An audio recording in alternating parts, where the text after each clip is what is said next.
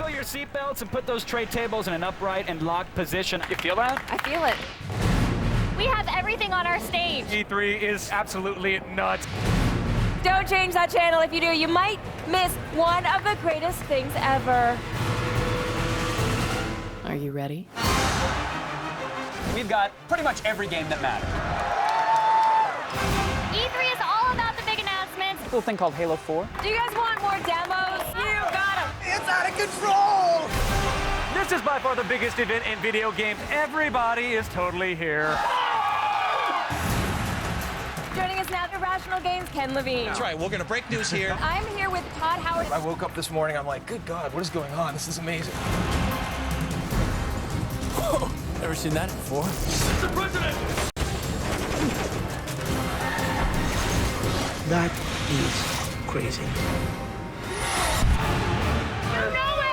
Don't you love that? I love it! There's hundreds of hours of gameplay. I'm sold. The biggest gaming event of the year starts right now because we said so.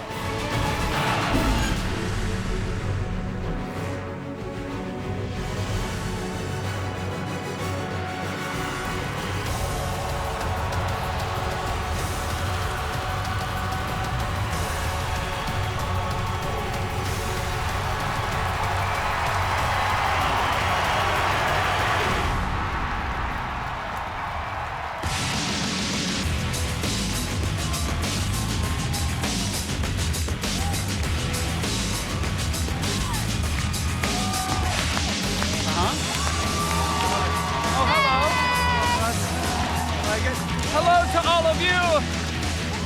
And of course, hello to you and welcome to E3 12 Live. Yes. Oh my God. Our live. We hit the applause line. I'm Kevin Pereira. Joining me today, the lovely Candace Bailey. Oh, thank you, Kevin. The even lovelier Morgan Webb. And the loveliest Blair Herder. I'm sorry. I'm sorry. That's an order of attraction to me. Okay, That's all. It's true. We are coming to you from the Los Angeles Convention Center, kicking off 5 hours of live coverage from the heart of gaming's biggest event. We are here on the show floor all week with live hands-on demos of every big game, the latest news, trailers, and much more. If it's at E3, we've got it. Yeah, so you don't have to go anywhere else is basically what we're trying to establish here. We have it all here. Plus, we're going to have 3 hours of coverage tomorrow. And then, because you're greedy bastards, we're going to do 3 more on Thursday. So call in sick. Say you've got rickets, which are apparently a thing again, and forge a document. Coming back. They're like slap bracelets. They're totally in fashion now. Coming up, we're going to go hands-on with God of War Ascension for the PlayStation 3. Nice. Listen, if you thought Kratos had rage issues before, you ain't seen nothing yet. Then a live hands-on demo of Gears of War Judgment. Barrett and Coltrane are back in this prequel to the blockbuster Xbox 360 trilogy. And a little bit later, the return of Agent 47 and Hitman Absolution. All right, one of these days, you'd think someone would realize that a guy with a barcode on his head is killing everybody, but no. Now, Because it's not obvious, right? No. At all. Weird. But first, let's check in with the rest of the G4 Justice League. We've got people all over the show floor, and here is what they'll be bringing you today.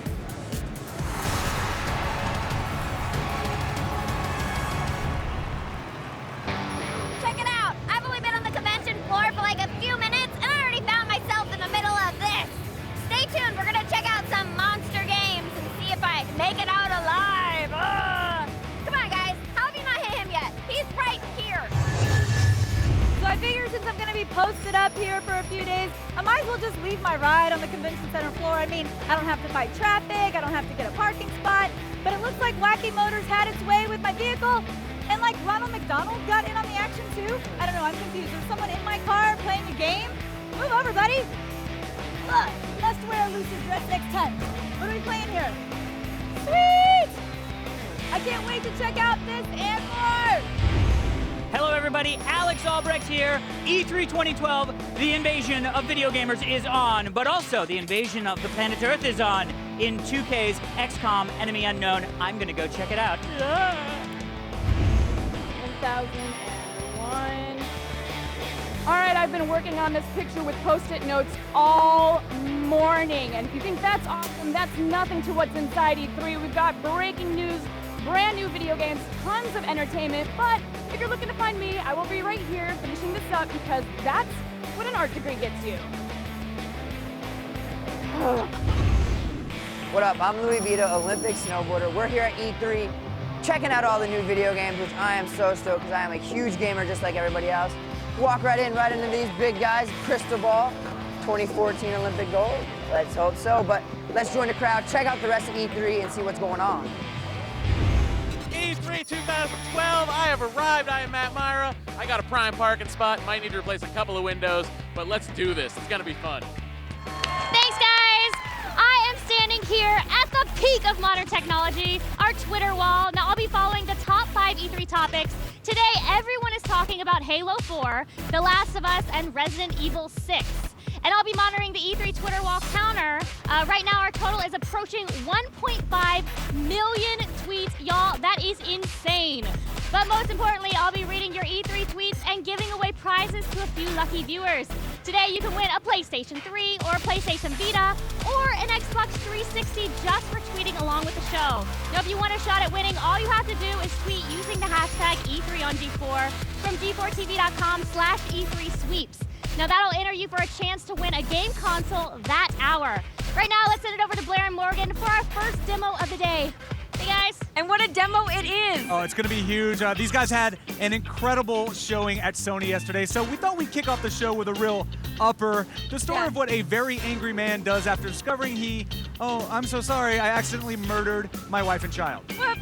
Kratos is back in God of War Ascension for the PlayStation 3, and we have a hands-on demo.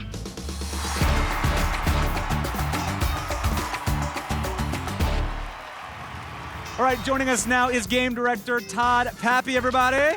God of War Ascension. Todd, again, congratulations on a very, very, very strong showing at Sony yesterday. Thank you. You said you were nervous. We're going to make this a lot easier. Ask you some very basic questions. First of all, we all know that God of War 3 actually ended the Kratos trilogy, but didn't obviously end the franchise. Correct. So where are we right now in the mythos? Where are we in that world? We're the earliest that we've ever seen him, basically from games that Sony Santa Monica's done. We are 10 years before before God of War 1. So it's roughly 6 months to a year after he killed his wife and kid.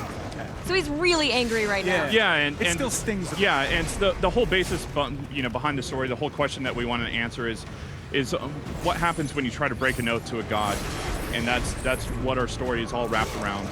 So let's talk a little bit about combat. I mean, he seems maybe lighter on his feet or lighter in jumping than he has been in previous games. He's young, he's spry.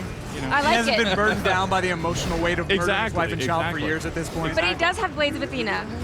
Yeah, he's got Blades of Chaos. Blades of Chaos. And then you'll actually see a sub-weapon that Kratos picks up, and he can use that sword, and then he can also tether into people and use them almost as wrecking balls. So we wanted to kind of freshen up the combat and change it around compared to what we've done in the past. Now, we did show some of this yesterday at Sony, but kind of walk us through where we are right now. What is this level? What's Kratos playing? So Kratos just arrived at the island of Delos, and so the island of Delos was actually where Artemis and Apollo were born. And so the whole idea behind it is that he's on this journey in search of an item that he needs to basically finalize his quest. Okay. So you gotta have puzzles too in God of War. Yes, So we do. we got some mini games and puzzles going on. Yes, we do. So actually, after Jeff kills this goat satyr, he'll actually show off one of our new level mechanics, which is what we're calling life cycle. And the whole idea behind it is being able to take something from pristine to rubble and from rubble to pristine. And yes, we know that we've seen it in other games before, but our take on it is that you can actually have it stop in the middle and have these different stopping points, and we can build puzzles around that. So, for example, as soon as this boat gets thrown by Charybdis, which I imagine is going to be, you did end the demo yesterday at Sony with him flying into his mouth. I imagine that's going to be a pretty entertaining boss battle. It will be. It will be. We're working on that one currently right now. Very cool. So we have seen this, and before we lead up to this particular element, talk to us about how you did design new puzzles, because it is a hallmark of the franchise, and you've done so much at this point. I'm sure the expectation was already set by fans. So how? I think that, it's more expectations set by us. Because we want to play something new, and so for us, this level mechanic actually allowed us to create something new and challenging versus having a lever or a crank or something that we've seen in the past from us.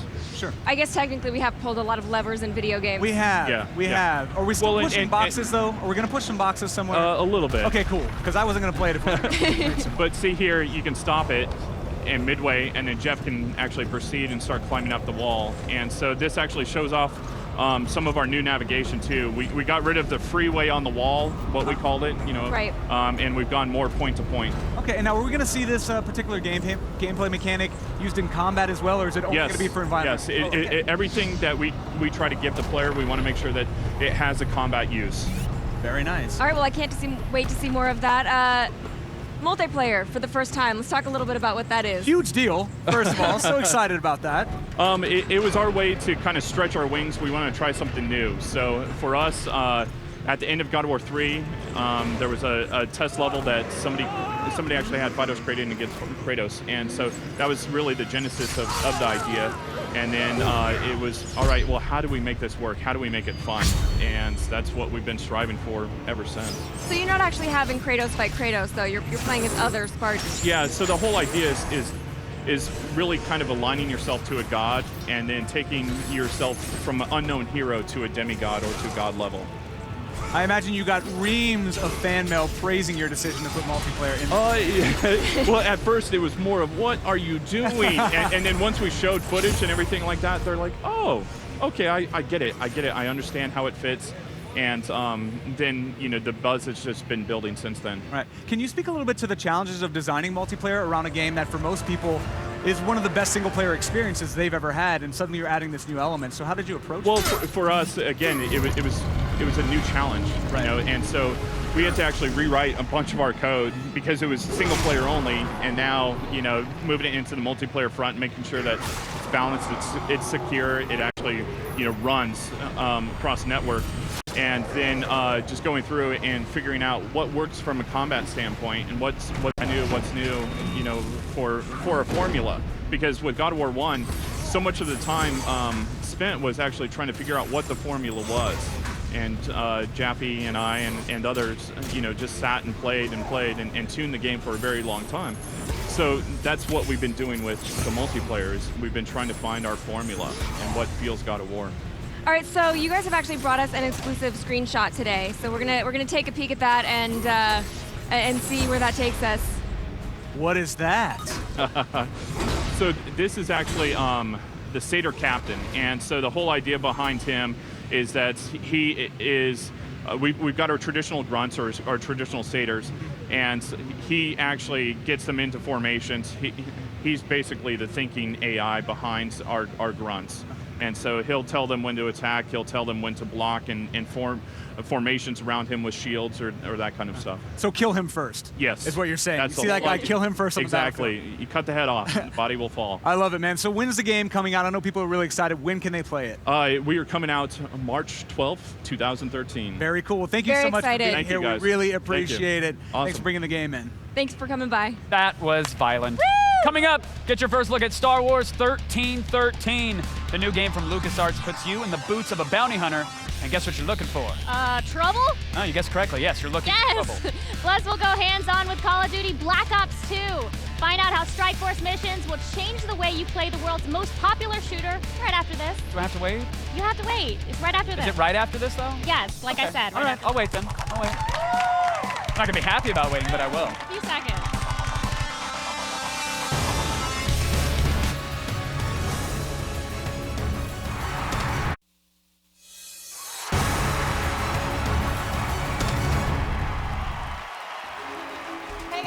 Because coming up, we're going to be demoing Dance Central 3.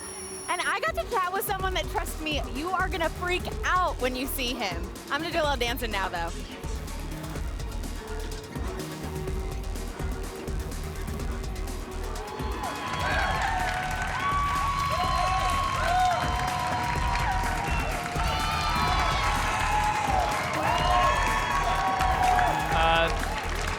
These gentlemen do not have badges. Nobody check them for badges. I don't think they need badges. Okay. No, sir. Right, Okay. we better be careful. All right, guys, the just announced Star Wars 1313 is not a cutesy game with lighthearted antics. It is serious business. Yes, you're going to play as a bounty hunter navigating the treacherous criminal underworld of Coruscant. It's time for an exclusive look.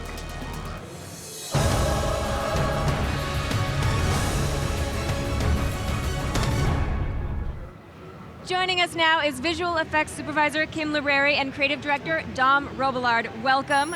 Thank you guys for being here. It's Could great not to be meet you. more excited to revisit the Star Wars universe, especially, you know, in such an edgy, mature manner. What is Star Wars 1313? So Star Wars 1313, it's a game about being a bounty hunter, as you already mentioned, and it's set down in the dark criminal underworld of 1313. And Coruscant, which is the home world in Star Wars, is actually made up of thousands and thousands of layers, and 1313 refers to the number of the level that you're actually on. All right, it's not a copy and paste error. This is a it's an actual layer of Coruscant where not the happiest people in the world are confined to. No, it's really a kind of hive of scum and villainy down there. And like you said, a much more mature expression of Star Wars that we haven't really seen before. So why are we going to level 1313? What's happening down there? Is there like a Groupon on lightsaber parts, or? It's where the criminal underworld thrives, and therefore so do bounty hunters.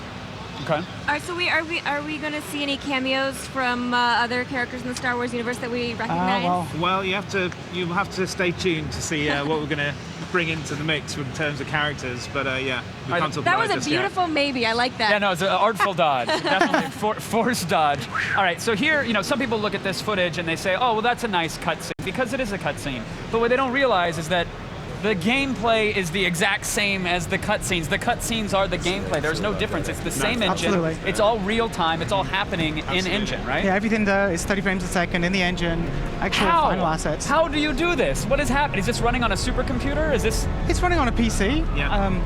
You know, PC On an that array you of could- 40 of them, or no, something that we single could PC. get off the You shelf could buy now? the PC today. You know, we've had a lot of help from our friends at NVIDIA to get the graphics technology up and running. But yeah, it's pretty much standard PC. But what are the, I mean, standard hardware is fine, but clearly you're doing some tricks to give it a level of visual fidelity that I haven't seen real time in any other game. What are you guys actually doing? Well, a lot of the secret of why it looks so good right now is that this is a collaboration, not just LucasArts, but we've got ILM involved, Skywalker Sound. So we're taking a lot of the tricks that we know at ILM, and I'm an ILM visual effects supervisor. My job is mostly to make sure the movie looks good and when we work on film. So I've come over to LucasArts to work with Dom for the last 6 months to see what we can do. Can we merge the two worlds and make a cinematic game feel more like a movie? How different are the processes in working on both those two genres or those two mediums? The artistic side of things is pretty similar, but the discipline that you have to have in games is much, much higher than we would normally have in movies. You know, everything has to run in 33 milliseconds. Right. So every technique you have to think twice, is it the right way to do it to achieve the visual results that you want? Especially when you're dealing with characters at this level of detail. There's so much fidelity in the facial performances and the cloth performances and everything that you see in the piece that we're showing that you have to be really wise about how you get it in there. Absolutely. Now, when we're actually in there and the action is going on, it looks like a cover-based shooter from what I can see, but is there platforming elements? I saw some of that going on as well. Yeah, you pretty much covered it. So it's a mix of kind of agile cover combat and death-defying platforming. I think we've got 2 clips of that as well to show. And what sort of weapons are at our disposal when we're... Well, one of the most important things about being a bounty hunter is obviously this huge suite of amazing weapons and gear that they have. And I think people really want to get their hands on that and experiment with them and have a lot more flexibility about how you would normally play a game like this. So it's a big part of it. Oh, sorry. What's it like to actually sort of have all of these different LucasArts assets at your disposal and companies and support? I mean, you got some support standing, like sitting right next to you right now. It's humbling, to be honest. You know, it's kind of amazing. Like these guys come downstairs because they're right above us in the building, and having them just kind of come off something like the Avengers or another kind of multi-million-dollar movie and get knee-deep in making a game and give the same kind of dedication and passion to that we have for making games. It's a really humbling experience. How far along in the development of 1313 are we? When was this conceived?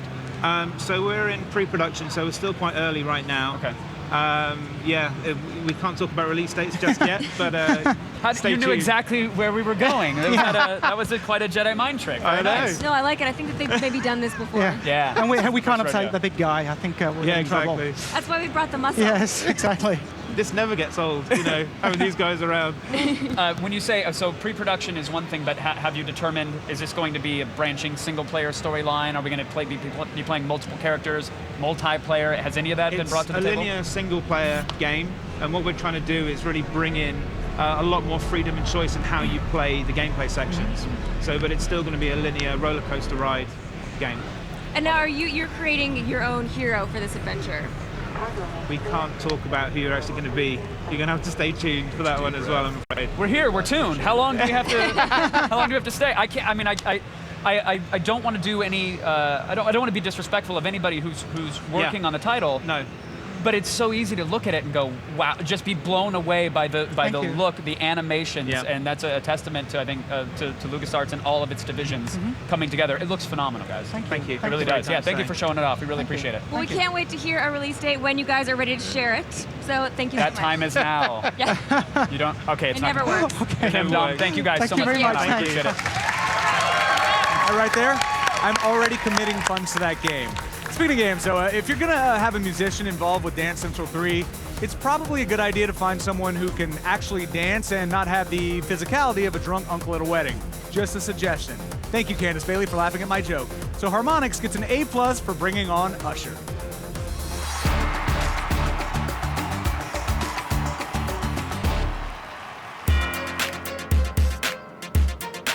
When it comes to dance games, I am a huge fan. So when I heard that Dance Central 3 was teaming up with one of my favorite recording artists, Usher, I was like, oh my gosh.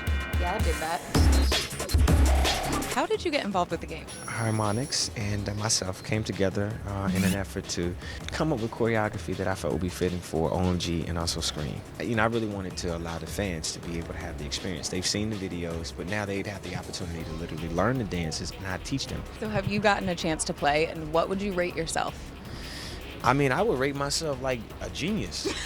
And like, I'm like So humble, this one. Yeah. What kind of music, new music on this game, do you think the fans are going to be the most excited about? Well, I would hope that they'd be excited about OMG and Scream, but now there's plenty of other songs that I think they would really be, you know, responding to. In addition to my music, there's, you know, music that goes through different eras, the 70s, the 80s, the 90s, and 2000, and also different genres of music. So when can people get their hands on the game? It's a holiday game, so yeah.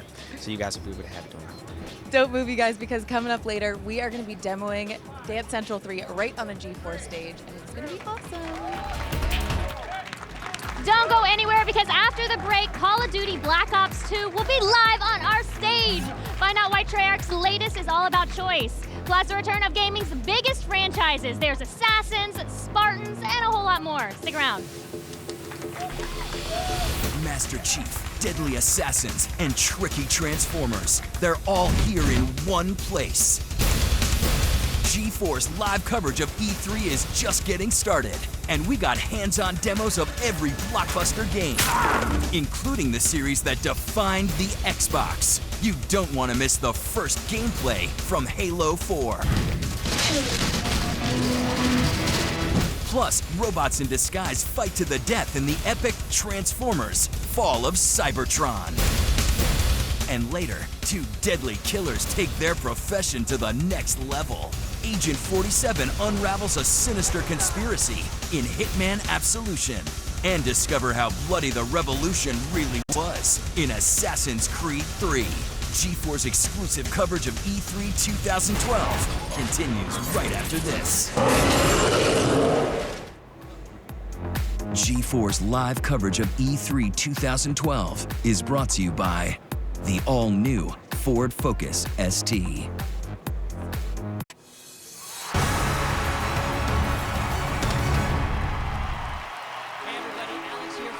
Show floor at E3 in the most amazing bus conceivable. It's pros versus G.I. Joes, a bus designed to travel the United States and allow pro athletes to compete online in games like Call of Duty with active military personnel overseas. This is Greg. How did you come up with this idea? First of all, welcome to the biggest, smallest booth of the E3 Expo. In terms of how to come up with it, I just came up with it first. Simple idea. Dude, I love simple ideas so much so, I'm gonna go see if I can get some kills in. I'll be right back. Thank you, Greg.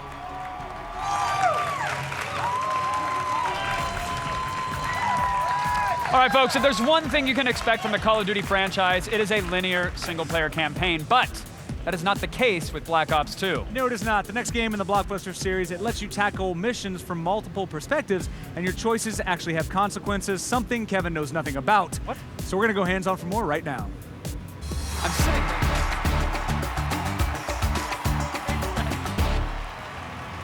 Joining us right now, Treyarch studio head Mark Lamia is here, everybody. Yes. Good to see you again, Mark. Guys. Thank you. So yesterday, you showed us some impressive gameplay. Today, it's all about the Strike Force missions, which, again, it's the Call of Duty experience is kind of known for being in a trench with these cinematic moments happening around it, but now we have choices as the player. Yeah, that's right. So we'll have those cinematic levels like we showed you yesterday with Los Angeles, but now we have Strike Force levels, and in this case, there's a Strike Force level in Singapore here. And what's going on here? These are the proxy wars that are going on in the year 2025, and you get a choice to bring your Black Ops troop into one of these missions. You'll have a choice inside the campaign structure of which one of these you want to choose, which will drive the narrative forward.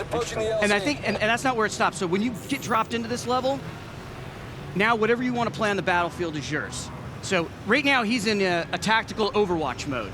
He's pulled out, he wants to get a lay of the land. He's able to lay waypoints down. I saw some enemy UAVs, little drones flying in. Yeah, and then he can choose which one of these he wants to go in, move in on and play. So he's moved in on this Black Ops soldier here. He's got an XM8. He can move between these Black Ops soldiers. As he gets reinforcements, he can take over whatever's coming on the battlefield. So what's great about this is you're playing through the game, you're seeing all this cool technology in the year 2025. You'll experience some of that, but in these levels, there's a lot of it on the battlefield, and you can move to it and play it at any time. I love that. Oh, this guy's pinned down. I wish I were him right now. I'd use his shotgun in this way. Oh, wait a minute. I'll just go be him. That's right. That's right. And you could take on, in these missions, there's non-linear elements as well in terms of, what order you want to take on your objectives and so forth. And they're all going to be different. This one here is in Singapore. You need to take out these laser-guided sites here. You need to jam them so you can bring in your warship, because there's some cargo on this particular area you need to take out. So as reinforcements are coming in, he's going to be able to move to them. So he's setting some waypoints where he wants his soldiers to go. Now, I think this is really important, right? A lot of different people play Call of Duty. You can play this gun in hand, boots on the ground, like you played any Call of Duty level, right? I think the philosophy is accessibility but depth of gameplay. I want to expand on that a little bit because, like you said, they can play it the way that they know how to experience Call of Duty. Traditionally, that meant that one ending. You play it a certain way and you get one ending. However, offering these different options like this are allowing people to have multiple endings and multiple experiences. What are the challenges in expanding the franchise from that very linear, streamlined campaign to what you guys are offering here, which, to my knowledge right now, means you have an infinite amount of things to do in this game. Right. So how do you still create that tight experience that this franchise is known for? Well, one of the ways we've done it is, there's this campaign arc with your characters, right? And they will have branching storylines as well in that campaign. These are Black Ops teams. You'll know what JSOC's going to come to. You're not going to be playing as David Mason. You're going to be playing as a Black Ops unit. And these stories will, whatever the results of these will affect the proxy wars and the Cold War in the year 2025. It's the geopolitical arc of the game. So we'll have multiple narrative threads running throughout Black Ops 2 that, based on how you play, will have an outcome and affect the outcome. When you say whatever the results, in my head, when you see red and it goes, the screen bleeds out, you have to restart at a checkpoint because failure is literally not an option. But here it is. In this case, it is an option. As a matter of fact, we've accounted for it. You could fail. You could run out of reinforcements, and then the game and the narrative will take account that this particular proxy war, things didn't go well, and here's how it affects the geopolitical arc of the game. Now, if you want to go back and play, again, you can do that. You can play it at different difficulty levels, because it is sandbox gameplay. Sure. You could choose to play it in different ways. This is a live gameplay demonstration. He's playing it the way he wants to play it. He's now just taken over a quad. He's flying around. This is really fun. Okay? In Los Angeles, you saw quad gameplay that was totally different. I was using them as squad backup. Right. Right? Which is incidentally how I would play in Warfare. I would pull back as far as I possibly can and tell everybody else what to do. So you and I are very similar in that regard. The meat shield approach. You guys go ahead. I'll hang out in the sky. Now, we're seeing a lot of different enemies as well here. You're not just the traditional human enemies. So are there certain strategies involved when you're fighting, say, a drone or a robot as opposed to, a human enemy? Yeah, absolutely. So when you come up, for example, when you come up against the Claw, the cognitive land assault weapon, that's that sort of tank-like heavy armored vehicle. That isn't normal bullets are not going to penetrate that. You have to have, rockets or grenades, or you have to take out its legs. I mean, there's different strategies. Obviously, when you're flying. So right now, actually, he's just stepped into the boots of one of those Claws. Right. It's got this heavy caliber weaponry on top. It also has explosive rounds. It'll be able to shoot. So, and this is stuff that our military has right now, but we're not going to see until 2025, right? this is all, all this stuff is either being prototyped or thought about or whatever. It's on the drawing boards. Sure. And what we've done is we've worked with futurists to kind of like set that out there. This is plausible technology that'll exist out there. This exists in some form. It might be the size of 4 refrigerators, but in and it may not have a years, weapon on it right now. For example, right now you might have something that purpose is more like a mule to carry lots of equipment, right? And it might have a camera on it. Right. But you could imagine in the future, as we get more comfortable The Army with this, loves putting it miniguns might on everything. There's got to be somebody in our crowd that's going to enlist at some point that's like, Gatling guns must go on everything. Absolutely. And Mark just gave me that idea. He's building them in his garage He is right now. right. That so guy I right hope there, we look at sign him. He up. knows. Okay, He's ready hey, to do it. He's the watch list guy. He is. So, right now, of course, there are quad rotors. You could have even gotten one this holiday for you to fly around in and look at things, right? Right. It wouldn't have this kind of caliber weaponry on it, mind you. But I think that's the whole point with Black Ops. These guys, they get access to prototype weaponry, all the advanced technology and electronics. So that's kind of like, part of the fantasy of what you do when you're playing this game. And in this case, not only are you playing with it, but you're fighting against it. Now, you said these, some of these missions are optional. You can choose which ones you want to do and potentially which order you want to tackle them in. How does that feed back into our single-player game accomplishments and perhaps multiplayer achievements? So the campaign is separate from the multiplayer. Entirely. We keep it, they are 3 separate games. We got, and even the way we balance our weapons and everything else. Like the campaign is set up for the campaign experience. Love that. Right? So we don't ruin our Multiplayer. friends' experiences. Exactly. The multiplayer is, as you guys know with Call of Duty, it's like, we're not, like that is its own experience. Absolutely. And Zombies is, of course, its own experience altogether. Yeah, and are zombies getting their own sort of single-player experience as well, like their own storyline? We will have an entirely new Zombies, bigger worlds, new game modes. It's its own game. And I can mow down zombies with UAVs as well? Well, we haven't shown you exactly what that is yet, but I'll be sharing it with you guys next. I love it. All right. Sounds pretty cool, man. Hey, look, and a lot of this stuff seems to be born from what fans have said. I mean, you guys really pay attention to the fans. Obviously, your online community is one of the most robust in the video game industry. How much of this stuff was born from what fans said? Like, hey, we need more of this stuff. We want our own separate single-player thing from multiplayer. How much of the fans were you listening to when you guys made this particular game? Well, look, our fans, they are amazing, and they are very vocal, and we hear all kinds of things from them. I think one of the things that we wanted to do is we wanted to create variety of gameplay, and bring new things to the campaign. That dovetails pretty nicely. We have a large fan base who loves the campaign, loves the cinematic structure, but they're also craving some new experiences in the campaign, and we want to give that to them. So I give a lot of credit to the team. This is something we prototyped for a long time before it made it here. I bet. And it's not just new mechanics, it's all the things that you get to do in this. And the fact that it actually touches and affects the narrative as well, kudos to the team. They really went for it. Listen, you guys have sizable laurels that you could have rested on easily and still been a #1 selling game and #1 pre-order game, but kudos on taking such a departure with it and still staying tried and true to the formula that made you so successful. It's a very delicate act, and it looks like you guys have pulled it off. Thank you. So, Thank you. Kudos to you for saying somebody was fat in the nicest possible way. No, just laurels. No, the laurels, the fruits of their labors, previous labors. We get what you're saying, Kevin. So everybody behind us, everybody watching at home right now, Kevin and I included, when are we playing this game? When are we getting our hands on Black Ops 2? Oh, you guys are playing it on November 12th. On November 13th. But we'll be playing it on the 12th. Yeah, we'll be playing it on You the 12th. guys might actually be playing it on the 12th. Good. Awesome, Mark. Well, thank you so much for your time. Round of applause for Mark, everybody. The game was absolutely incredible. Thank you, guys. Thank you. Hey, the Twitter wall is already overflowing with your E3 tweets. Our staff is literally drowning in them right now. So sad. Here we have Joker's Grin, 1987. Treyarch is changing Call of Duty and making innovations that will change shooters forever. Bleed Until Death, Black Ops is looking awesome. I really am on the battlefield. And Zachary Stroud, can't wait for the new Star Wars movie. Oh wait, it's a game? Cannot wait to play it! Looks like y'all are so excited about these games. And you don't have to be funny or clever to win a game console in our E3 console giveaway. Remember, keep using the hashtag E3 on G4 when you tweet from G4TV.com/E3 sweeps. Now that will enter yourself for a chance to win a game console each hour. Woo! All right, guys, next week we turn our attention away from the future and look to the past. G4 is counting down the top 100 video games of all time in 5 one-hour specials. Check out this sneak peek. And now an arcade classic with all the right moves. The finger-tapping classic, Galaga. First of all, bees. I am not a fan of bees, so this made me really happy to shoot space bees out of the sky. Galaga was unleashed at arcades in 1981.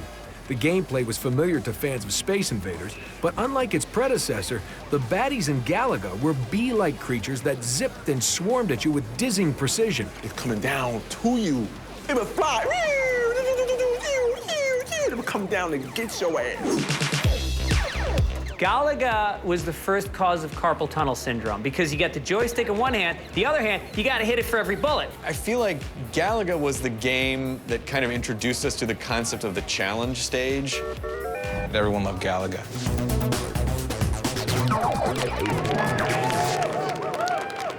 Favorite game make the cut? The battle starts Monday at 8. For more, go to g4tv.com/top100. Coming up, we are going to go hands-on with Tomb Raider, which is a reimagining of the iconic Lara Croft character. Plus, a look at Final Fantasy, the rhythm for the Nintendo 3DS, where you tap to the beat to defeat enemies and level up. We'll be right back.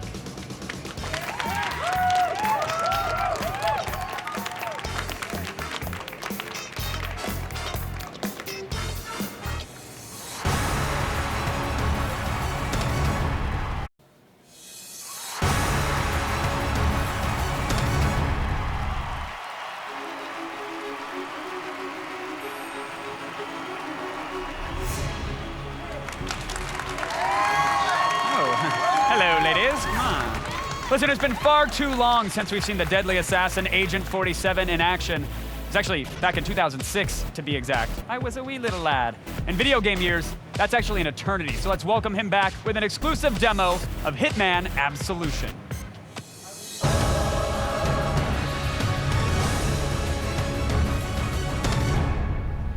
Joining me now, Haken Abrak, the lead producer at IO Interactive. Please welcome him with your hands. How are you, sir? Thank you for joining. Thank you. The last time we saw Agent 47, I believe he was dead. He sort of had a little oopsie, faked his own death, and now he's back. The world's biggest my bad, I'm still alive. What has brought him back? Well, he's been laying low for a while, but now he got this very unusual contract. He's been working for the agency, ICA, and his handler was Diana. Very well known for the other iterations in the franchise, and he gets a contract on Diana, the only link to the human world really for Agent 47. So this is a very personal story for Agent 47. We get really close to him and his emotions and all that, because he kills Diana, the agents turns on him, he's hunted by the police. Now he's seeking redemption in a corrupt and twisted world. Who ordered the hit? I mean, or is that what we're trying to find out? That's a part of the story. I bet. I bet. So is that what we're seeing right now? The agent's just going up to every single person and saying, "Excuse me, did you tell me to kill Diana?" Is that how this game works? No, this is a fairly early level in the game. It's Agent 47's collecting information about a girl called Victoria. It's a part of his G4's Absolution. That's the dying wish of Diana. So he needs to find some information about her, and this guy called Birdie has that. But he wants a favor from Agent 47. So this is a classical level where Agent 47 has to kill the crime lord, King of Chinatown. He's in the center of this level, so this is a classical kill sandbox gameplay for Hitman Absolution. And that's the bread and butter of the Hitman franchise is sandbox gameplay. What is the approach that we're going to take to the mission here? Is it different than other approaches you've shown in the past? There are so many different approaches to take him. I mean, it's up to you if you want to create mayhem. You know, our crowd technology here, if you want to pull out your guns and start shooting the target, King of Chinatown, who was lit up in red there, they will go in panic and it will kind of propagate. You just walked by him, yeah, he could have thrown a punch. But my friend here is playing a bit more, stealthy, silently, so he will be a bit more smart about it, and he will try to figure out, look for opportunities for accidental kills or other means of taking out the king, and maybe make it look like accidental kill so he can walk away unnoticed. Oh, very nice. Okay. Yeah, I'm the guns blazing. I would just shoot into the sky right now, let the crowd scatter. Well, and figure it out later. That's perfectly viable as well. It's up to the player. I really want to give the choice to the player. If you want to go all guns blazing, well, that's compelling. You should have a compelling experience with that. But if you want to, have silent assassin or go unnoticed and feel, Go for smart style about points that, or something. well, should be very compelling to play like that as well. Now you mentioned your crowd technology. Yeah. I know it was 2006 since we saw the last Hitman. In the years past, was it building the engine from the ground up? Was it bolting on new technology? What were you guys up to? That's a part of it. It's been a long time since Blood Money, and it's because we, with the things that we wanted to achieve with Absolution, with the very advanced AI and the crowd technology and the lighting, etc. We went for building up our in-house technology, a new engine from scratch. So that's a part of it. Took a long time. Need some time to do stuff like that. We want to do creatively, and we need to have the technology for that. We're really, really proud of what we have and what we can do with the game. So what are some of the advanced features of the AI? Well, we have introduced something called Instinct. Instinct, it's, before you would have this map that you could switch to and see in a 2D map, but really wanted to keep Agent 47 in the act. So he has this keen senses. He's a top-notch assassin, where he can kind of use his instinct and see who is the target or where are the dangers. And okay, we saw that earlier. We're seeing it now, right? Okay. The cops are lit in yellow and the target is red. And you can also see a path or a predetermined path, so you can anticipate where they're coming, right? So it's a map feature that's built into the game. And we were talking before the interview started about like sort of propagation of emotions, where if you do cause panic, the AI will react to that, and then one man can run away and startle another crowd, right? Yeah, it's pretty cool actually, because if you take up a gun and shoot somebody, the crowd immediately around you will react to that. It will back off, and slowly, if you kill somebody, it will propagate out to the whole crowd, and the whole level will be impacted. But yeah, we see when you explode a car, something is the building crowd reacts up, as well. So we just killed the King of Chinatown with remote explosives. So they don't know it's Agent 47 that did that. But everybody, explosive. Everybody is in panic right now, and the cops are, agitated. But he can just move past them without. Because they don't know it's Agent 47. I see why he took that approach versus my shoot in the air and then ask questions later. Perfect. That's incredible. So killing NPCs is one thing, but I always love murdering my friends. So on the multiplayer side of things, what will we have? Agent 47 works alone. So no multiplayer? That's I like that. Then you get to streamline it and sort of say, hey, this is the game we're going to make. This is the narrative we're going to tell. Yes. Now, depending upon how you beat a mission, will it affect the narrative of the single player? Well, it will affect your ratings. I mean, ratings is a big part of our franchise. A lot of people post a lot of videos on YouTube. They still do that from Blood Money on, I did solve it this way, I got this rating. Right. Silent Assassin is kind of the really, really hard rating you get. It's very much in the game as well, how you solve it, very unseen. You do not agitate anyone, and all. Sure. There are a lot of variables there, so that does do a difference, right? So besides the overarching story, you also have, we have a living, breathing world with a lots of dialogue. So all these stories dynamically evolving according to how you play it. Love it. When will I get to play alone and murder everybody that I see? When do I get my hands on Hitman Absolution? Oh, you will get that pleasure the November 20th. I love it. Hey, Brack, thank you so much for coming on. Really appreciate it. Thank you. Skylanders Spyro's Adventure is the definition of a surprise hit. Who would have thought that buying figures disguised as DLC would be so popular? Seriously, check eBay if you don't believe me. The world has taken to playing video games with physical toys in a big way, and it'll only get bigger with the release of Skylanders Giants this fall.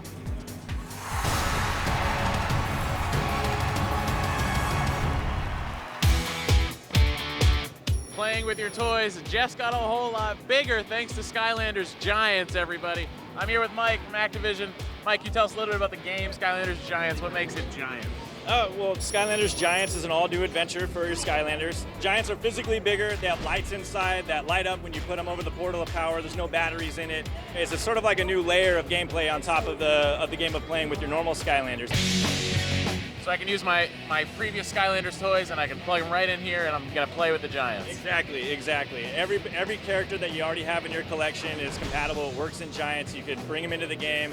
They come into the game exactly the way you left them off with all their powers and upgrades and everything intact. Great. So Skylanders Giants comes out this fall, right? Yep. Now what platforms is that available for? It's going to be on the Wii, on the Xbox 360, on the PS3, on the 3DS. And now how much is it going to cost me to get started? $74.99. There you have it, folks. Proving once again, bigger is indeed better. All right. right, guys, coming up, Lara Croft takes a page from Nathan Drake in her latest game. Yeah, we're going to go hands-on with the bloody, action-packed reboot of Tomb Raider. More from E3 right after this.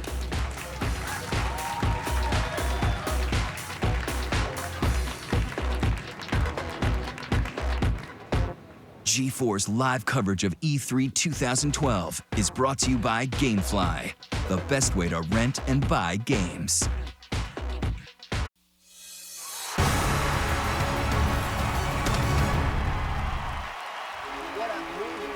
Check this out, before you even get into E3, you're getting hit with stuff.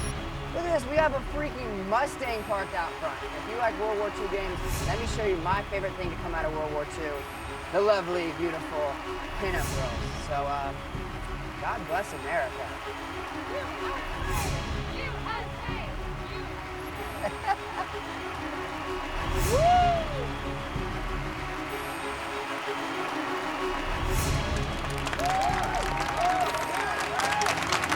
Square Enix is not afraid to try out a new genre with the Final Fantasy brand. There have been MMOs, hardcore strategy titles, there's even a shooter. Yes, and now they've got a music rhythm game on the way. Of course. Listen, you tap to the beat, right. You kill monsters, Yep. you get gear, you level up. That makes perfect sense. Totally.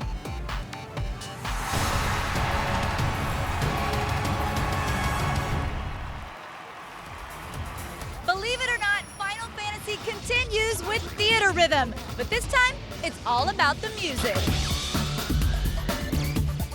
All right, guys, I'm here with Ryo Matsuno to find out all things Final Fantasy theater rhythm. Thanks for talking with us. So how is theater rhythm different from other Final Fantasy entries? So Theater Rhythm Final Fantasy actually celebrates the 25th anniversary of the franchise. It's actually the first time Final Fantasy has done a music game, a rhythm game. And this has a collection of all the memorable tracks from all your favorite Final Fantasies for the last 25 years. There's 3 stages. One's called the event music stage.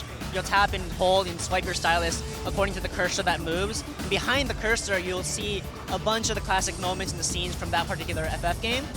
In the battle music stage, your 4 party members will actually go head-to-head against a lot of the classic monsters from all the series. And in the field music stage, your characters will take turns traversing across a field that's set to the background of whatever Final Fantasy you're playing. It's due out on July 3rd. We're just opening it up for people to just experience the whole game. Awesome, great. That's a very quick release date. I like that. I'm excited to get my hands on it. We are only an hour into today's live coverage, and our Twitter wall is full of tweets about E3. Let's see, 42 Pixels says, I have never played Hitman before, but the demo on E3 on G4 looks so amazing that I now have a reason to. Yes, I think we all have a reason to. You should go out and buy it, it looks awesome. Afro Thunder, I actually stopped playing Skyrim to watch E3 on G4. The only thing better. Seriously, you stopped playing Skyrim? I think I speak on behalf of everyone here when I say we are honored. Keep those live demos coming. We've got 4 more hours, so don't worry. They're going to keep on coming at you. And if you want a shot at winning a console, be sure to tweet with the hashtag E3 on G4 from G4TV.com/E3 sweeps. That'll enter you for a chance to win an Xbox 360 in the next hour.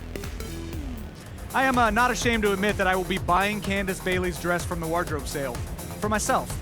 Stick around because we've got a huge demo coming up after the break. We are going to go hands-on with Gears of War Judgment, which takes you back to some of the bloodiest battles against the Locust Horde. We'll be right back.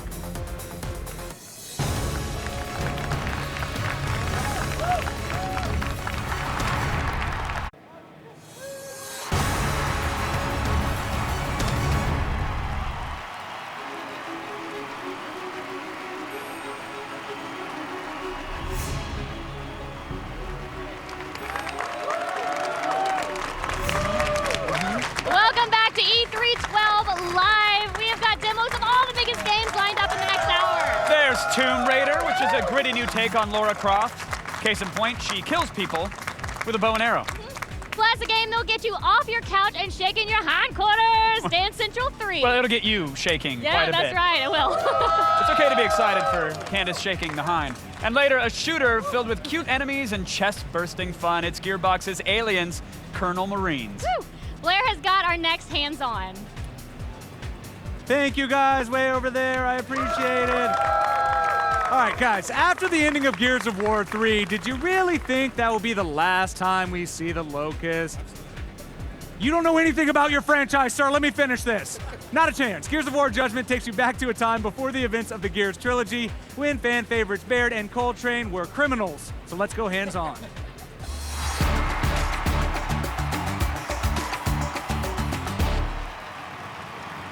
All right, guys, joining us today is Epic Games Director of Production, Rod Ferguson. I have so much fun saying that. And Fred Tatasciore, voice of Baird, ladies and gentlemen. Hey. Thank you both. Good to for be being here. Rod, first question I got to ask you, man. Did you really need more money? You got Cliff driving a Lambo. You're sending your kid to college. Cliff's driving one. I've got a minivan, so okay. let's Fair be enough, clear. fair enough. All right. But listen, everybody wanted more Gears. We knew that it wasn't going to be the end of this. So where are we right now in the Gears of War franchise? Obviously, there was a story that you already told with the first 3. Right. So what happens in this particular game? We're about 14 years before Gears of War 1. I mean, basically, we looked at, hey, what's a good character we haven't explored yet? That was Baird. What's a good time we haven't explored yet? That was around E-Day. So it's a couple weeks after E-Day. It's a whole new time when the Locusts are scary again. So it's a great time to visit, and we get to get some backstory on Baird. Yeah, and it's interesting that you bring that up, because first I have to ask you, because you're going to be the new breakout star. So did Carlos call you at all and go, hey man, don't do too good of a job because they're going to kill you at some point? About every day, I get a call from him and John with a little bit of some threats, and I'm really ashamed of that. Right, but how do you channel the voice of Baird? Obviously, this is a character that people already have an idea about, but you're the guy that's really fleshing him out here in the game. Okay, well, yeah. Well, first no of all, pressure. Yeah, no pressure. How do I flesh him out?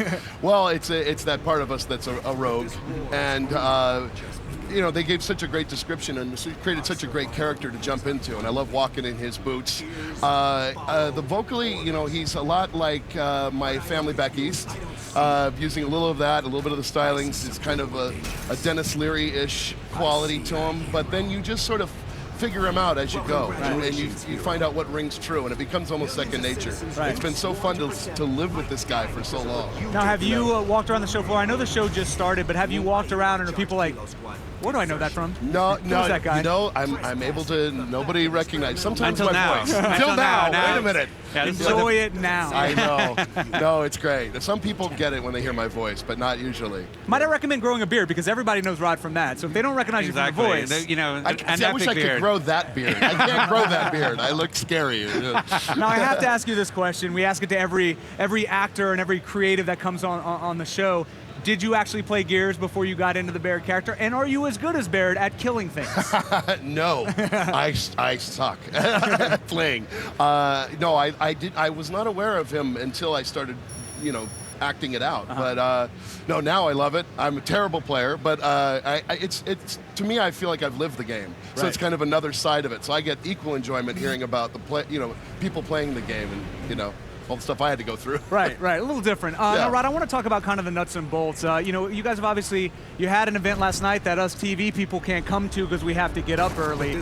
But you showed off some of the stuff with the new Gears game. What do you think people are taking to the most? I know you guys had an idea that what you brought here, but what are people taking to the most here at E3 this year? Well, we're really showing off Overrun. So we have a whole new mode. It's essentially Horde versus Beast, if you will. It's a class-based game type we've never had before, so you can play as a medic or an engineer, a scout, a soldier.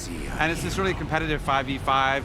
over-the-top, crazy, battle between the Locust monsters and this class-based cog. So people had a lot of fun. Like we brought extra people for seat fillers and we didn't use them, so it was awesome. Now, we've obviously talked so much in the past about your online community and everything that they've done for you, not only in terms of supporting what you guys do, but also developing what you guys do in the future. Was this born out of stuff that you'd heard about in the past, or is this something you guys have been wanting to work into games? Yeah, I mean, when we did the press for Gears of War 3, there was a lot of that both with journalists and fans that were saying, like, hey, how come you have these two co-op modes, but how come they're not competitive? And honestly, we tried it, and it just didn't work balance-wise. But then when we came up with the class-based system, this time, it all came together, and now it works great. All right, and let's talk a little bit about the mission declassification system for people that are, been reading about it or whatever, but don't really understand what it is. Oh, so basically what's interesting about the game is Baird is on trial, and as you see from the trailer, and basically you're playing the testimony of the and when you go into it, you can play the mission as it is, or there's actually certain areas of the mission that are classified, and you can choose to declassify it and make it public knowledge, but it adds extra challenge. And so you may have to play it a certain way or add different types of enemies and those sorts of things. So it's a whole new way of going through and having that replayability of what you choose to declassify or not.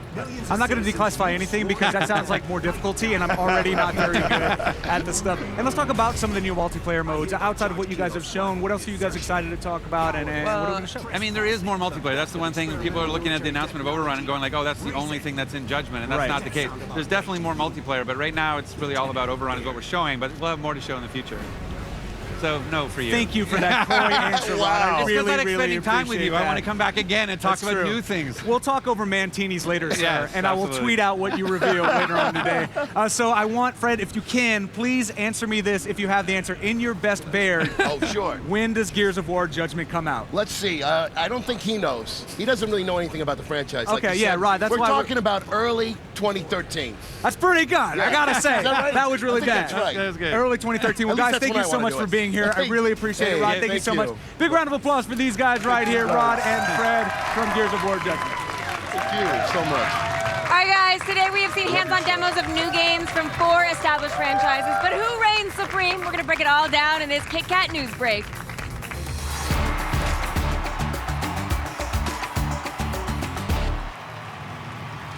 Joining us is GameSpeed Editor-in-Chief Dan Shu, and of course, our very own Mr. Kevin Pereira. I saw an empty chair. I sat in it.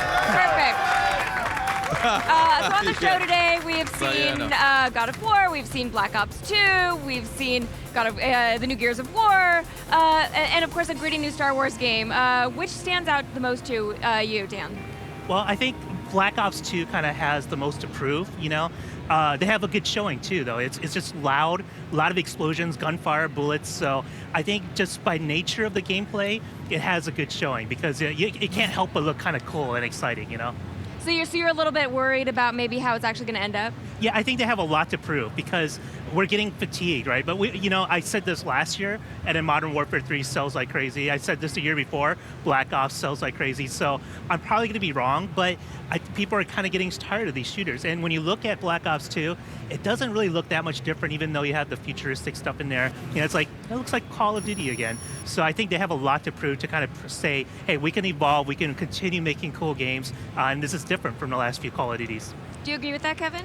Yeah, on the what to prove front, I definitely agree. I mean, it seems like the approach this time is, okay, we're going to iterate again. Some people say that, Call of Duty, and even Battlefield to some extent, that they're the sort of the Maddens of the shooter world. You can expect one every year. There's going to be slight tweaks, slight changes, but fundamentally it's the same gameplay. What I did like was that, when talking about those side missions with branching paths that are optional and they affect the storyline, you can fail at them. When talking about zombie mode, which is going to be a completely new experience this time, not just an add-on mode, but with its own single player. Mark was saying that there's a whole dedicated team just to that. I think it's clear that they're trying to prove, hey, we're going to bolt on some new stuff to this because they can't change the tried and true formula because they make bazillions of dollars on it every year. So I think they're trying to prove to other gamers that are experienced Call of Duty fatigue that there is something new there. But what was really impressive to me, and I want to see more of it, was Star Wars 1313. The graphical fidelity on that alone, I'm a PC gamer, tried and true. That was what I was raised on. And graphical advancements in that field are happening. The consoles, they're slowing down. We know this. We're waiting for the next gen. On the PC side of things, they can push it. And if you look at that game, it's clearly raising the bar. But they couldn't even prove, they couldn't even say like what consoles we were going to see it on, if we're even going to see it on a PC. So, I mean, it might just seem like a bunch of show, maybe even at this point. It was definitely, were there smoke and mirrors? Yeah, they were pretty smoke and mirrors, though. Those are smoke and mirrors that I want to see turn into a fully fleshed out game. But it's also Star Wars, right? Sure. I think they have no pressure on them because I don't think we have anything to expect from Star Wars anymore, right? Like, when's the last time you're like, this is going to be a great Star Wars game, I can't wait for it, and it was better with Kinect, and I could swing my saber, that's for sure. That was not better with Kinect. Okay, so if you could take one game home with you right now, what would it be? Black Ops 2. Because I can make a lot of friends if I brought home an early copy of Black Ops 2, and I need the friends. You could probably make a lot of money, too. Yeah, I know. So, yeah, I think that would be like, as much as I criticize Call of Duty, it's still a game I play. I still love Zombies mode in Black Ops 1, so I'm really excited to play the new Black Ops Zombie mode. Yeah, Call of Duty certainly looks great. Surprisingly enough for me, God of War. I thought I was kind of done with Kratos a little bit. I mean, I've played certainly a metric ton of him before, but as I was watching that demo going on and just seeing, you forget how beautiful the mechanics are, how fluid the animation is, and watching some of the different enemy types, and knowing that I'll be able to play multiplayer for the first time, that's exciting. I found myself kind of twitching. Really? I thought it looked kind of samey. I'm like, if I didn't pay attention to specific enemies, I'm like, it kind of looks like all the old God of Wars to me. I'm totally okay with that. I mean, I like it being ramped up. I do want to try multiplayer. Yeah, it's a little bit of the same, but I mean, so is Call of Duty. Yeah, so is everything else. Everything we're yeah, talking we're about. watching a lot of threequels and prequels to franchises that just wrapped up their threequels. So that is kind of the theme this year. I do like how Kratos seemed a little bit lighter on his feet. He is. He's more nimble. He's more nimble. He's appear younger. As an Unlockable in Dance Central, I think. All right, thanks, guys. Let's send it over to Candace before Kevin dances. Thank you. Thanks. Coming up, the real reason why I came to work today. That's because you'll see me bust a move when we go hands-on with Dance Central 3. We will be right back. G4's live coverage of E3 2012 is brought to you by Kit Kat Bars. Break time, anytime.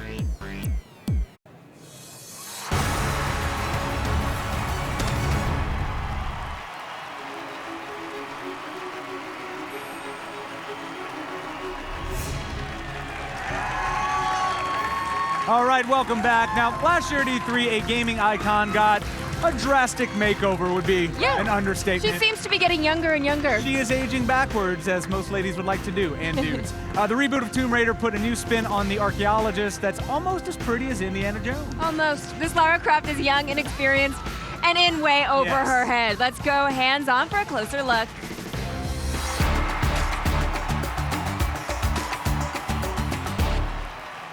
All right, guys, here to walk us through this new take on Tomb Raider is Carl Stewart, Global Brand Director at Crystal Dynamics. Everybody welcome Carl to the show. All right, Carl, the first question, we need some clarification here. Okay. Is this a reboot? Is it a prequel? Do those words even mean different things? Alternate universe? What is this in the game world? This is a full reboot. This is going back to day one to tell an origin story about how Lara Croft becomes Lara Croft. And how does Lara Croft become Lara Croft? Well, she's 21 years of age, as we presented last year. She's 21, she's straight out of college, her first ever adventure, so we don't know anything about her. This is really the first time that we've encountered this young girl, so really what we're trying to do is take players along this journey. You know, we gave you a snippet yesterday at the Microsoft press briefing of where we're taking the game in the next sort of few months when we start presenting more, but right now it's about the emotion. It's about bringing you closer to Lara Croft so that you can really feel how the evolution of the character is going. And what are we looking at right here? I mean, So right she's now- drinking water right now, but... Yeah, apart from drinking water. So right here, she's last year's demo, the first part of it we broke free, we showed from the den, we showed her on this cliff looking out at this mystery, all these different ships and vessels from around different periods of time. And this is about 2 or 3 minutes on. Now she's realized she needs to get some warmth. She needs to get something to drink, she needs to get some food. So we're sort of taking the player on this, as we keep saying, a journey. Really, we want the player to feel like they've understood how she ended up in this situation and how she's grown stronger. If you think of Batman Begins, the first third of that movie was about breaking down Batman and reimagining him and showing him that when he got his mask for the first time, you went, that's a Batman I can relate to. So really, that's what we're trying to achieve with this, is to bring her through the ringer and then show her how she gets stronger. Yeah, and you're definitely, I mean, like, whatever your college girlfriends did to you, I'm so sorry, because Lara here is learning things the hard way. Obviously, we can see here in this game, you know, the fire element being one of them. There's that enhanced level of survivability, I guess you would say, in this game.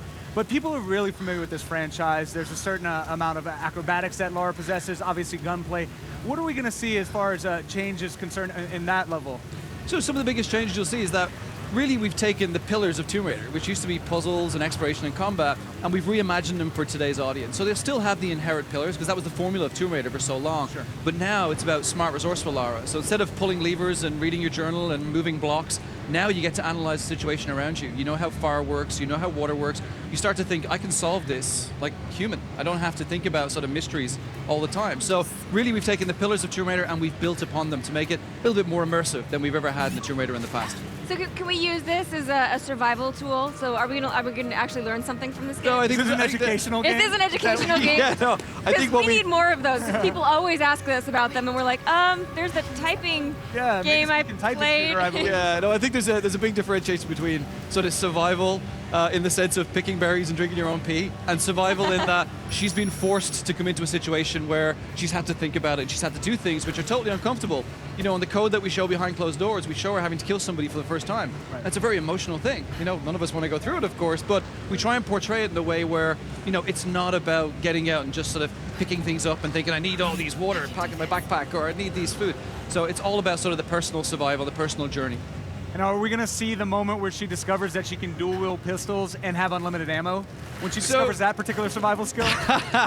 So one of the things we'll say is that Tomb Raider has a lot of iconism. So it's been around for a long time, and it's had things which players latch onto and remember.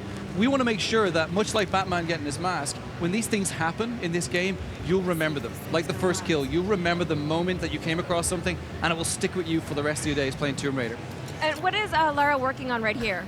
So in this area, we've brought her in. We sort of teach you about hunting. So she gets her bow, which is kind of the first piece of, we say, sort of a life-saving equipment or gear. You'll see that improve as the game goes through. But in these spaces, you remember in Tomb Raiders before where it was all linear. It was like these binary movements of jumping from ledge to ledge and really down these long caverns. Now we've opened up these larger spaces. We're not an open world game, but we try to give the player the opportunity to come into these places and do a bit of platforming, move around, sort of see sort of the dynamics of her physique, her movement. Here in particular, she's sort of been hungry, so she has to go and eat. So she's got to go and kill this poor deer. You know, and she's a bit remorseful about it when she does it, which is nice. We get to see a little bit of a side of Lara that we've never seen before. Now, this is the comic nerd in me asking this question, but were you influenced at all by Andy Diggle, I believe, wrote the Green Arrow reboot? Because he also was stranded on an island. He was like, oh, you know, I think I could build a bow. Oh, I'm pretty good at bows. Now I'm killing everything. You know what? Did that happen at all? No, we take a lot of inspiration from a lot of things. You know, bows are sexy right now. Right? They are. They're the things that people are latching onto. But certainly we've looked at everything from movies to games to video to TV shows. Really what we're trying to bring is something very unique and dynamic inside the game. Something that the players will feel closer to. You know, we've got dynamic camera, which brings you closer into the scene, pulls you back out when you see verticality. So it's about giving the player an experience, which we believe we certainly haven't delivered before, and we're excited to bring this new Tomb Raider. So now we're going to see, obviously, pistols at some point. Not to give anything too much away. We're going to see bow and arrow. Are we going to be armed in any other ways? I don't want to give too much away. Okay. The goal is, as we get through the year, you'll get beyond this sort of journey phase where she has to kill for the first time, and then we'll see the rationale and the reasoning why we equip her in the way we do. There's a lot of gear gating, there's a lot of sort of rationale between saving her friends and why she's doing things. So you'll see as we go through before March 5th how we get to that point in time. All right, no spoilers. That's a yes, by the way. Totally we are a going to see other weapons. All right, when can we expect to see Tomb Raider hitting store shelves? So March 5th, 2013 is the date that we've stuck our stick in the ground and we're heading towards. I like it. All right, thank you so much for coming no by. problem. We appreciate Thank you it. very much. A round of applause for this gentleman right here. Thank you, sir. Thank you. Looks awesome. Now, Defiance is a new show coming to Sci-Fi this fall. Defiance is also an MMO shooter set to debut at the same time. Coincidence? No, of course not. The two mediums are working together, and Jessica Chobot has more.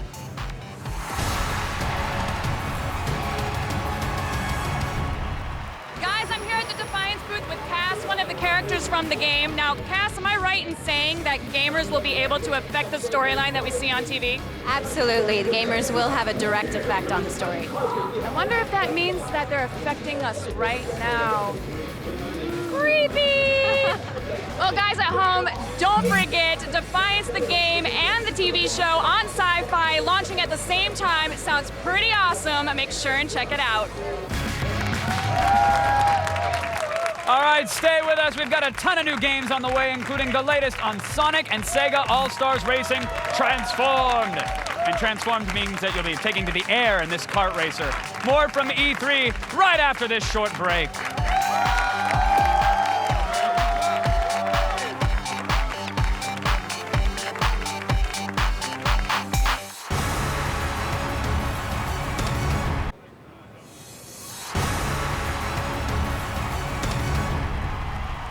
All right, what's got more blood than a Texas Roadhouse? It's definitely got more skin than a girl's locker room. And more severed heads than the French Revolution. Oh, thank you so much. Lollipop Chainsaw, where you play a lady with a chainsaw. But what's better than playing Lollipop Chainsaw is actually getting into a fight with Juliet. Bam! From La Ha! It's E3, it's all live! Oh my God! No! She went for his downstairs mix-up. Welcome back to E3 12 Live. We're coming to you from the floor of the Los Angeles Convention Center. And please, while you're at it, use your internet machine. Go to G4TV.com for more E3 coverage presented by the all-new Ford Focus ST. Now listen, there are a couple reasons why you should check out the Dance Central Series. One, it has the best use of Kinect motion controls, which means it actually works. And two, it will placate any girlfriend that hates video games. You're welcome. You'll understand after we demo the latest from Harmonix. It's Dance Central 3.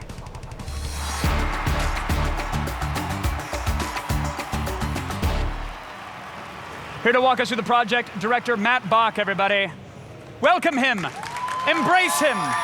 Audibly. How are you? Great, how are you? I'm great. So now, you've been on the Dance Central team, well, since there was before a Dance Central, right? Before there was the Dance Is it safe to say this is your baby? It's safe to say that I've been working on Dance Central longer than I've been in any relationship. Okay, that's fair then. I'm going to call it your baby. It's always about the new modes, because we know the tried and true gameplay of Dance Central is, of course, dancing, matching moves, and having a good time with a phenomenal soundtrack. But what are the new modes that you're bringing out this year? So we're bringing out a bunch of new modes. We have new gameplay and also new ways to play. So we have a party mode. It's instantaneously accessible. Load up at a party. It cycles through songs. Oh, nice. Skip songs you don't want to play. Raise your hand and you're in and playing. So for those times when the menus are a little bit, hard to control because you might have been partying too hard, we have a mode for you. When I'm trying to balance after too many Jack and Cokes and tumbling over. Got it. We also have an awesome 4v4 crew showdown, and that crew throwdown actually, and it has all the modes in the game: the performance mode, the battle mode, in addition to the new gameplay we'll be showing off. The new gameplay we have is Make Your Move, which we'll be demoing later, and Keep the Beat. Make Your Move is like Dance Horse. You get to invent a dance move, we build a flashcard for you, and you challenge the other player to do that move. When you make 4 moves, we build you a routine, and you can dance along to that routine. So custom serving. You can serve somebody with your own move. Exactly. Can we see this now? I think it looks like we have Candace standing by, and then I believe choreographer Marcos Aguirre is over there as well. Hello, guys. So this is can you walk us through what they're about to do? This is What's going on? This is one of the new game modes here? Yep, so right now Marcos is building his move. Okay. He's doing a little rope climb action there. So now the game now is watching his move. You're not good at this either. He might have messed up his rhythm a little bit. We're going to give him another chance to get the same move. And so he has 4 pass-throughs to sort of get his move down. The game will analyze that, sort of average out the movement, see how he's moving, and create the flashcard from it? Yep, create a flashcard and create great detection for it.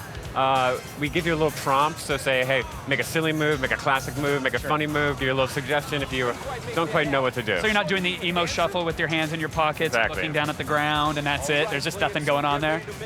And so you literally can do, so now is Candace supposed to match his move, or is she get to do whatever she wants? So she's going to get to do whatever she wants, and then he will get to match that move afterwards. Okay, so she's doing the hey, how are you? That's a college staple. I got an egg! Ooh, not quite. What? They're X to me, left and right over here. Well, I was going to, so I'm glad the game did it for us. So after you make this move then and you play it back, are you just playing to a generic song, or does it sync it up to other tracks that are the game? So the whole time you're listening to whatever song you pick. So all the new modes are compatible with every single song on the Dance Central 3 soundtrack, in addition to all the DLC for Dance Central 2, all the DLC for Dance Central 1, and all the disc songs that you can export from Dance Central 1 and 2. That's insane. And potentially any so way over 150 songs. A huge library that you can do hilariously embarrassing moves like Candace was too. That's impressive. Any chance to maybe share some of those replays or share those moves with the Dance Central community? We'll be talking about online features later on. I thought maybe that'd be one way to get it out of you. Now, how do we talk about, like, of course, the soundtrack is immense here. What are some of the artists you've been working with? What are some of the songs you're announcing? So we have a great partnership with Usher. He performed an awesome performance at Scream at the E3 Microsoft presser.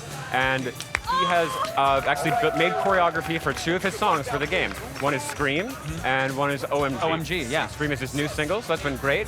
In addition, this Dance Central has more derivative choreography than any other Dance Central, and actually more than, I think, all the previous Dance Centrals combined. Really? So this time we're taking you back in time. There'll be a story mode that involves time travel. We'll be talking more about that later. But I can assume perhaps dancing through the ages with maybe some classical moves that we may have known. So we're actually going to teach you dance crazes from those decades by taking you back in time. So you're going to learn the hustle, you're going to learn the electric slide, and we'll even teach you how to Dougie. Oh, fantastic. I've been waiting for someone to teach me how to Dougie. Thank you for bringing that. When do we actually get to play it? When will I, too, be able to Dougie? Holiday this year. All right, that's vague but specific enough. I'll accept it, man. Thank you so much for coming on. The My game's pleasure. always fun, and I love that you have a party mode in there now because I love throwing it on. Appreciate it. That is it, Dance Central 3, but now we send it over to Blair and Morgan. Candace did not stop dancing. She did not. For 11 minutes. Yep. You can stop now. It's okay. Sonic and Sega All-Stars Racing Transformed isn't just another kart racing game featuring classic Sega characters. Although you would assume that based on the title. Right. This one actually has a twist. This follow-up has you taking vehicles from land to the air, which should have totally happened in real life by now, but whatever. Here's your first look.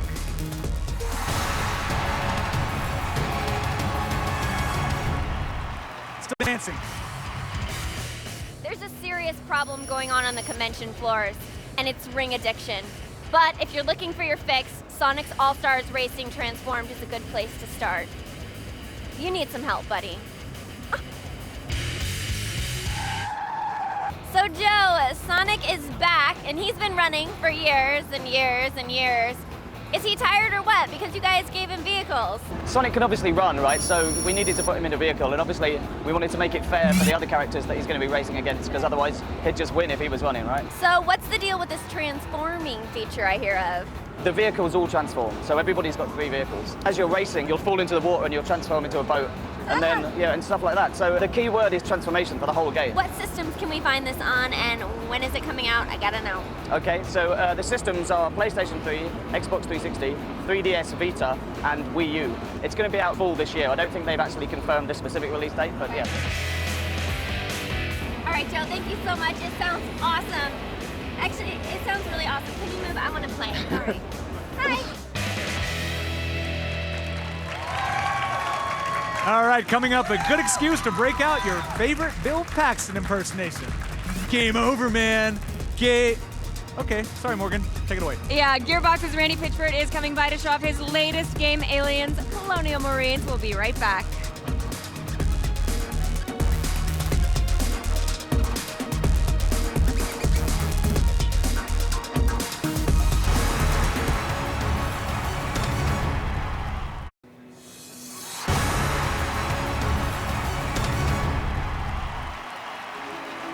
Check it out, you guys. I'm here at Konami, where they have taken the classic property of Frogger and updated it. This is an iOS game, pinball, but what they've done here for E3 2012 is they've given us a physical interface for this, a full pinball machine. I just hit the paddles right here. It activates the paddles on the screen, and instead of dodging cars, I'm trying to kill bugs. It's a lot of fun. Thanks, Matt. Now, the most frequently asked video game question we get at G4 is this: when is a new Kingdom Hearts game coming out? And now, we can actually finally tell you something for certain. It's this July. So let's hit the floor for a look at Kingdom Hearts 3D Dream Drop Distance.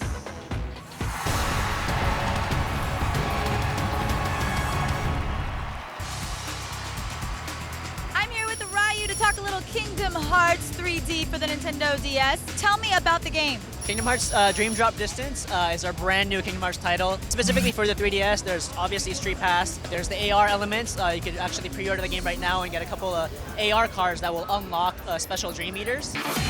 Apparently they're actually useful in this game. There are unique kind of creatures that exist only in the sleeping worlds. There's good ones called spirits, bad ones called nightmares, and they'll actually fight alongside Sora and Riku and be kind of your party members. There's over 50 kinds. They range from really cute looking cats to really mean looking dinosaurs, so there's a wide range that fits anyone. And traveling between worlds in Kingdom Hearts has always been a key component of the game. How has it changed in Dream Drop Distance? In this game, Sora and Riku do what's called the dive mode. They're actually diving headfirst through kind of the portal between the worlds. And dive mode is different from the drop system, so tell me about that. You're actually going to play them pretty much alternating. In the sleeping worlds, your characters will fall asleep after a certain amount of time. But yeah, basically you'll switch over to another character and you'll play as that story. Is there a release date? July 31st for Nintendo 3DS. Well, I know this is going to make Kingdom Hearts fans very happy. Thanks for talking with us.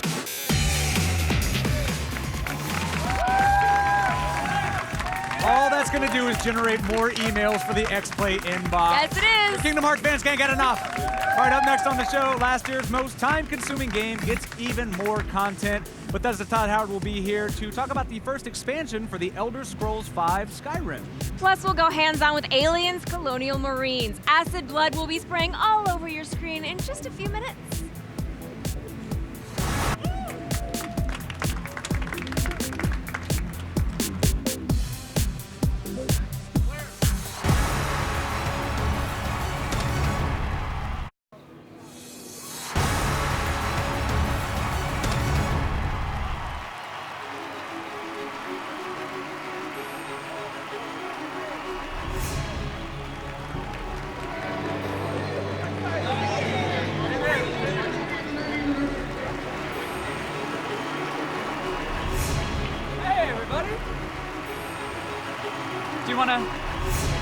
Let's check in with the Twitter wall and find out what you guys and gals think about E3 so far. Zero P1, love the X Factor mode in Dance Central 3. It's giving X's left and right. I feel bad for Candace Bailey 5. Don't feel bad for me. Honestly, it just couldn't keep up. It doesn't know how good of a dancer I am. That's the truth. Lil Scuba, getting my E3 on G4 fix. I can't seem to get enough. I feel like a kid on Christmas morning. I think we all do here. This is the Christmas of G4, of all gaming. It's awesome. It's so exciting on this floor. Brysa Free, I made sure my schedule was free this week so I could watch E3 on G4 with my favorite TV people. Thanks, guys. You're so sweet. And now it's time to give away an Xbox 360. And even though Miss McClady didn't get on the Twitter wall, they did just win an Xbox 360 from our E3 console giveaway. So if you want to score a prize of your own, all you have to do is use the hashtag E3 on G4 after heading over to g4tv.com/E3sweeps to enter for a chance to win. And in the next hour, one lucky tweeter will win a PlayStation 3. That sounded easy. Coming up in the next hour, you'll have a close encounter with some xenomorphs from LV-426. That means we're going hands-on with Aliens, Colonial Marines, and then we'll take another outer space menace in Dead Space 3. We're gonna take them for a ride. The crap will be scared out of you right after this. That's a promise. Things here at E3 are already getting super crazy. I'm walking around here on the PlayStation Sony booth and there's tons of people around. I'm getting a little nervous, so I thought I'd go ahead and get myself some extra security and try and find the biggest, beefiest guy I can find on the show floor. Not you, Smalls, whatever. Get the hell out of here. What's up, Daddy?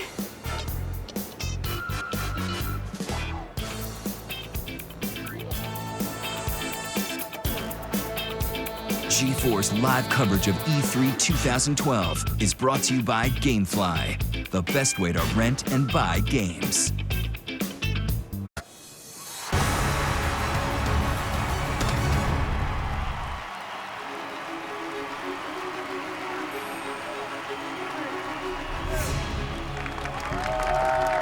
Welcome back to E3 12 Live. We have still got hours of coverage on the way with in-depth look at all of the show's most wanted games, including Dawn Guard, the first expansion to Skyrim. That was a game that did quite well last year, if I remember. A couple of us played it for, I don't know, a couple hours.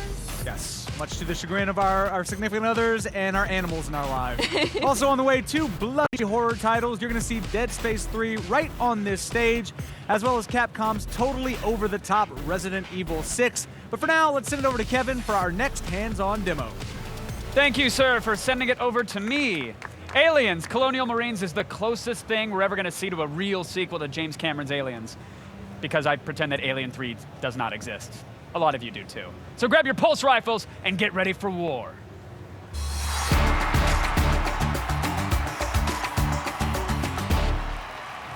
Here now with the Xenomorph Killing Sim is Gearbox Software President and CEO Randy Pitchford, everybody. How are you, sir?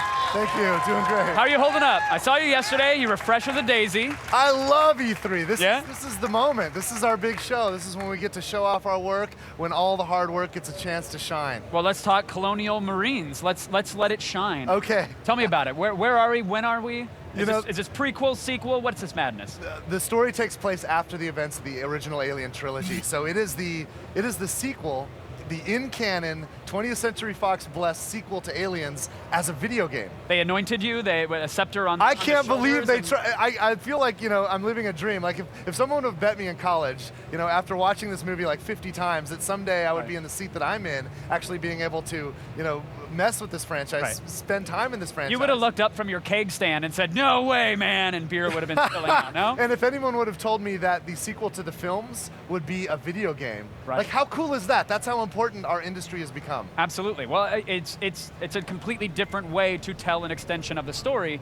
But there is, of course, Prometheus is in the front of a lot of people's minds as well. Have you worked with that team as well to make sure that there's winks and nods in Prometheus as well as your game? I'll tell you, the collaboration with 20th Century Fox has been great. Those guys have shown a lot of trust, which is awesome considering I've been stealing from Aliens my entire career. Everybody has, right? It's okay. It's totally okay. And they really have given us a lot of support and trust. Long before any business was done, though, long before 20th Century Fox originally let Gearbox and Sega jump into this, there was a meeting between Gearbox director Brian Martell, who's the director of Aliens Colonial Marines, and Ridley Scott, who created the entire universe. They met long before this project existed, long before. High atop some ivory tower. Not really. It was a really personal kind of exchange of creatives. Just Brian wanted to learn more about Ridley's vision. What else about this universe hadn't we touched? What's the deal with the space jockeys? And in that moment, Ridley takes out his original storyboards, blows the dust off of them. Probably hadn't looked at them in 20 years. Sure. And he draws his own. He's a very talented guy, and they just dove into it. And I think that moment in 2006 was the genesis of both this project and Prometheus. So it's really exciting to have these things come to an end now. So obviously, Gearbox should get a percentage of the Prometheus backend. If anything, I hear what you're saying. If anything, the other way around. But how does that moment in 2006 lead to what we're seeing here? Like, what is this? This is multiplayer, right? Yeah. So what we're seeing right now is the multiplayer game being played, which is awesome because not only can you take the side of a Colonial Marine in the multiplayer competitive game online, you can also play as a xenomorph, and you get xenomorphs versus Colonial Marines, and it's pretty neat to see the world from the perspective of the xenomorph. Completely different gameplay. I was gonna say, what totally is that? What is that gameplay? Well, the xenomorphs. Have you ever wondered how they know where the Marines are? Remember when the Marines were all welded in, hiding out? Sure. How did the Xenos know where to get them? I'm assuming they were looking at their Facebook check-ins. It's Twitter, right? Yeah. So they have they have a sixth sense. They can actually sense where everything is. They know where all of the other xenomorphs are, and they can sense other things, other living things out there. And they must. They've developed this. They've evolved this because in order to exist, the xenomorph has to get to a human and implant its own embryo inside a human body. So, our species... It's such a tender ritual. Yeah, and of course that thing grows and bursts out of her chest. So, that species and the human species are mutually exclusive. So when we put them together in this asymmetrical, competitive multiplayer environment, a lot of mayhem ensues. It's a lot of fun. And I'm assuming different agility and movement speed and different characteristics, of course, as you're different. playing a xenomorph. The Xenos at a distance aren't very effective. They can be picked apart by the powerful Colonial Marine weaponry. But if they can get a Marine when he's unaware, or when he's separated from the pack, they can dive on him and tear him apart very quickly, or haul him away to become a host for a new embryo. So the game is, of course, E for everyone. Yes, right. Just by that description Super alone. mild.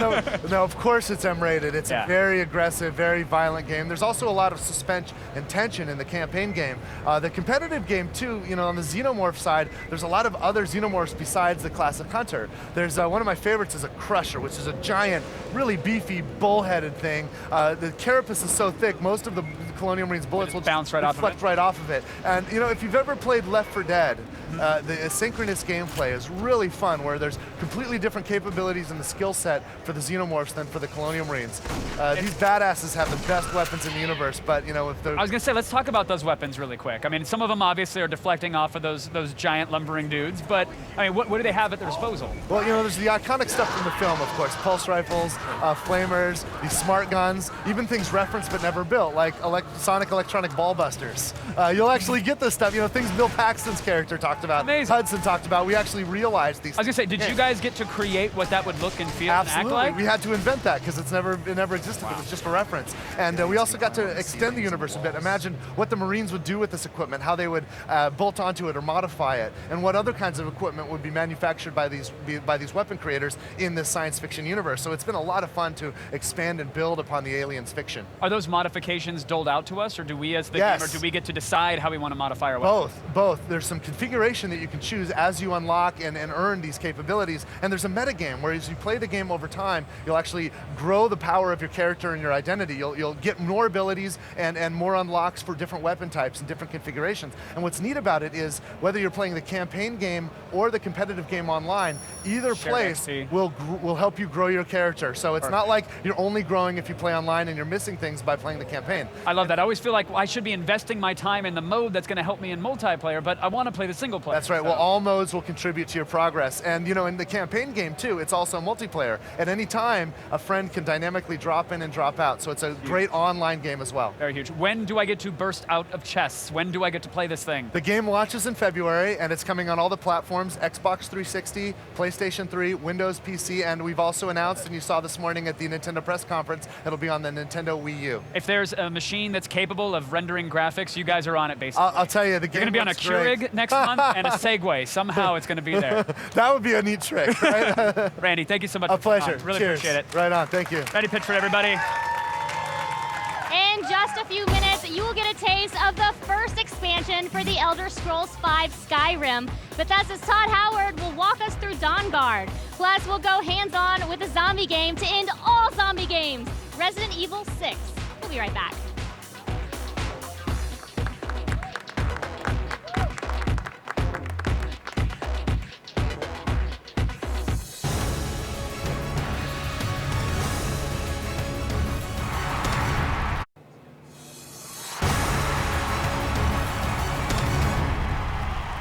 Hey guys, the ball just got better thanks to Spiro. I can change colors, sure, but guess what else I can do? I can just put this down on the ground, take out my iPhone or Android device, and I can go to town any which way I want, get it a boost, get it over that. I'm not the best driver at this, but you're probably gonna be better than me, like most things. Anyway, so the Spiro, you can get it at Brookstone, you can get it at the Apple Store pretty soon, you can get it at Target, you can get it for Android or iOS. There are 7 different apps available right now. Go out there, get it, have fun, any game you want, just play. All right, Sleeping Dogs is an open world game that can be described in just one word. Totally messed up. Technically that's 3, but if you get creative with use of hyphens, whatever, it's fine, it's true, it's messed up. We're gonna send it over to Kristen, who's on the floor with the violent undercover cop saga.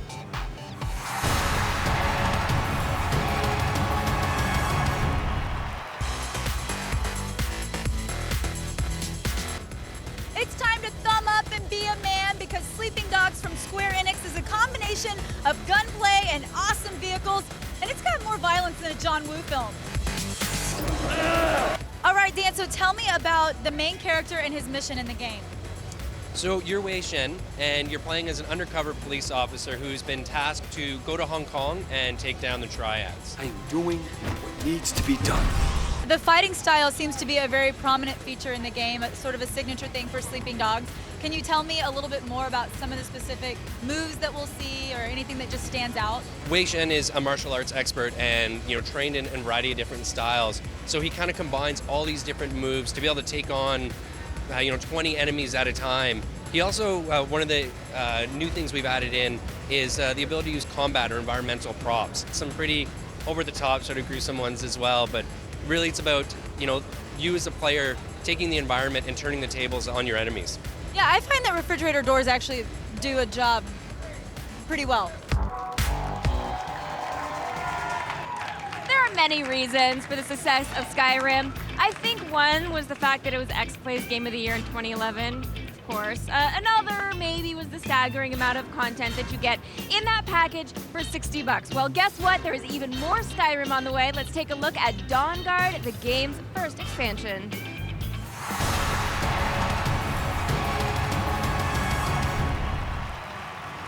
Joining us now is game director and executive producer at Bethesda, Todd Howard. Welcome. How you doing? Thank you for having me. I'm guessing we have some Skyrim fans in the house. So what is the storyline of Dawnguard? So with Dawnguard, we wanted to give the players something new they could do in Skyrim as opposed to just more. So one of those things was paying off on the fantasy of being a vampire lord. So in this, you can join the Dawnguard who hunt vampires or become a vampire lord and use all of these all-new powers from turning into bats to vampiric gripping people and throwing them through the air, summoning gargoyles, all a bunch of really, really cool new stuff. How did you know everybody really just wanted to be a vampire lord? Well, there's so many things in Skyrim already. It was just one of those things that we didn't have, that we always wanted to do more with. So when we came off of Skyrim, we did this thing called a game jam. We just kind of make up new ideas and see what sticks. And a lot of the team and us, we were all like, vampires would be really, really cool to do. Okay, so I need to learn a little bit more about these vampiric abilities. What do I get to do as a bat? So bats is like kind of like a dodge move when you turn into them. And what's cool, when you're the vampire lord, you can bite people and, you know, suck their health to kill them, and then you open up new perks. So by killing people as a vampire lord, you actually have this all new perk tree. So it almost, even though it fits very smoothly into Skyrim, it feels like you're playing something that is new, that you're playing a different character that you weren't before. And so of course, if you have vampires, you have to have crossbows, right? That's what the vampire hunters use, the Dawn Guard. So crossbows are really cool. They fit into the archery system really nice. They do a lot of damage, and they take a while to reload, but that's something our fans have wanted as well, crossbows, for a long time. Are there any other new weapons that we're gonna get? There are Dragonbone weapons, which are even above Daedric now, so you can craft new weapons, you can craft crossbow bolts. So the Dawn Guard side of it, and there are two sides of the DLC, that gets more into crafting and exploring. You can even have your own armored trolls, so it's cool. Okay, sorry, that just took me by surprise a little bit. And of course, we're also going to see some mounted abilities as well. Yep, so we just added mounted combat to Skyrim with the 1.6 update. So one of the things that's been fun for us with Skyrim is it's been so popular that, you know, everyone supported us. We've been doing a lot of free content with the Creation Kit, the Steam Workshop, and mounted combat just came out in the PC and it's coming to Xbox soon. But then in Dawn Guard, there's also a mount that you can summon. This kind of magical mount from the Soul Cairn, which is this kind of undead realm of Oblivion. A magical mount from the Soul Cairn. Yeah, there's a lot of stuff in it. So what does the magical mount look like? I believe he's in one of the clips you have, so Okay. they'll probably be coming up. Or he already has. So what are we looking at right here? Right here, a vampire lord in the Soul Cairn fighting one of the dragons. And that dragon can actually teach you a new shout called the Soul Tear that lets you rip the souls out of other people, then you collect their soul, and they become your undead minion. So very high-level shout. That is fantastic. Okay, sorry, every time I keep getting blown away. So now there's actually something exclusive that we have here, exclusive werewolf perk tree. So one of the things we're also doing is we added a perk tree to the werewolf because we found something people really like to do in Skyrim, but you know, it didn't quite keep the same power curve as your regular character. So now, same thing as a werewolf. If you maul people, you kind of have this level progress bar for being a werewolf, and then you unlock werewolf perks. Frost elves? Frost elves? There's a lot of things in the DLC. Well, we don't want to spoil anything. Okay, so that is, we neither confirm nor deny. Right. It's a big DLC. You're looking at 10 to 20 hours of new content. So, Right. you know, we really took our time with it, wanted to put something that felt like a complete package, new experience for everybody who's supported us. We can't wait. Okay, so this is a timed exclusive release. So when is it going to be available to download on the Xbox 360, and how much is it going to be? Right now, we're launching the beta next week. Okay. So if that goes well, it'll be coming out June 26th for $20 on Xbox. June 26th for $20, and when is it going to be available on other platforms? I have no idea right now. Perfect. I love it. I have no idea. Todd, thank you so much for coming by. Thank you. We will be waiting with bated breath for Dawn Guard. Take it away, Candace. Thanks, Morgan. Hey, Twitter wall, talk to me. Okay, we got No Name Snow says, looked up from playing Skyrim to watch when Dawn Guard was mentioned, and I got killed by a couple Draugr overlords. Oh, tear. CTRX96, Skyrim Dawn Guard is going to be legendary. I cannot wait any longer for it. You only have to wait a few weeks. June 26th, okay? And Boondocks Saint 30, I can't wait for Assassin's Creed 3. I'm for sure getting the Vita bundle when it launches. We're right there with you. We can't wait to kill some redcoats. Now, everybody is excited about Assassin's Creed series, specifically because the story is heading to the New World. Part 3 puts you right in the middle of the Revolutionary War, and here's the game's latest trailer. On this land, I am torn. Part of me wants to fight and repel. all outsiders. The other part of me is the outsider.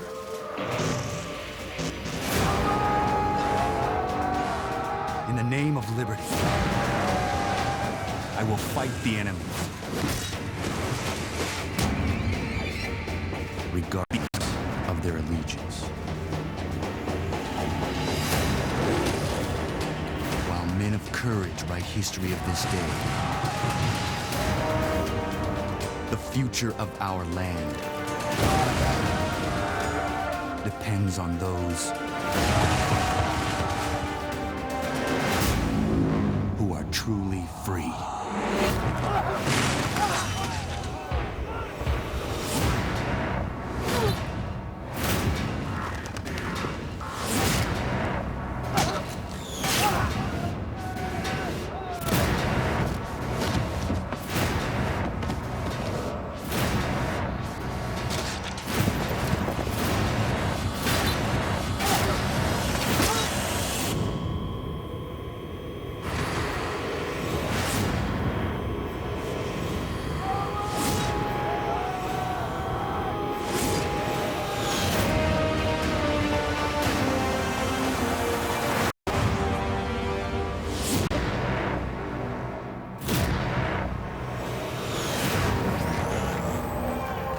Okay. Here's how you know that game's gonna be good. Yeah. They already have quotes, and it hasn't even come out yet. Epic, groundbreaking, and it hasn't even come out yet. Look, one thing that wasn't featured in that I wanted to focus on, something that we sat with our mouths open yesterday when we finally saw ship combat. It looks kind of awesome. And you God. also have to think about it. Like, I never really thought about ship combat before. Like, you don't want to show your side to the other side because then they're going to cannon you. You want to show your thin side. I never thought about that. Assassin's Creed is an education, is it not? Yeah, and that's what we're trying to do. We're really trying to strive to bring the entertainment and the educational side together, and they're doing that here on Assassin's 3. But again, it's something that an element of the game that they've already improved so much. People are already very familiar with the series. They took 3 in a different direction, new location, new animations, obviously a new assassin, and then added being an awesome murderous pirate on top of that. And so I say kudos to you for doing what you did. You know, I was actually originally a little bit worried that there aren't really as many tall buildings in this period. Are we going to be climbing a lot of trees? But, they kind of sold me, like, you can actually jump out of a window, jump into a tree, then jump onto the roof of something else. So it's, like, part of it. And I think we'll get some variety with the trees as, you're going to have changing seasons. And you're actually even going to be able to go back to locations you've been in the game a few months or years later, and they're going to be different situations there. Like, once it was a battlefield, and now maybe it's empty. So I'm a little bit excited for that game. Needless to say, we're going to demo that probably later on in the show, and Morgan's really looking forward to having that conversation, as you can see right there. But for now, let's talk about Soul Sacrifice. It's a new PlayStation Vita game from the former Capcom developer. I always say his name wrong, Keiji. I just know Inafune. Yeah. Is how I say his last That name. works. And it's here at E3 on the show floor. Yes, Inafune's played a big part in developing games like Mega Man, Resident Evil, and Dead Rising, just to name a few. Yes. So that means you should pay attention to this floor report.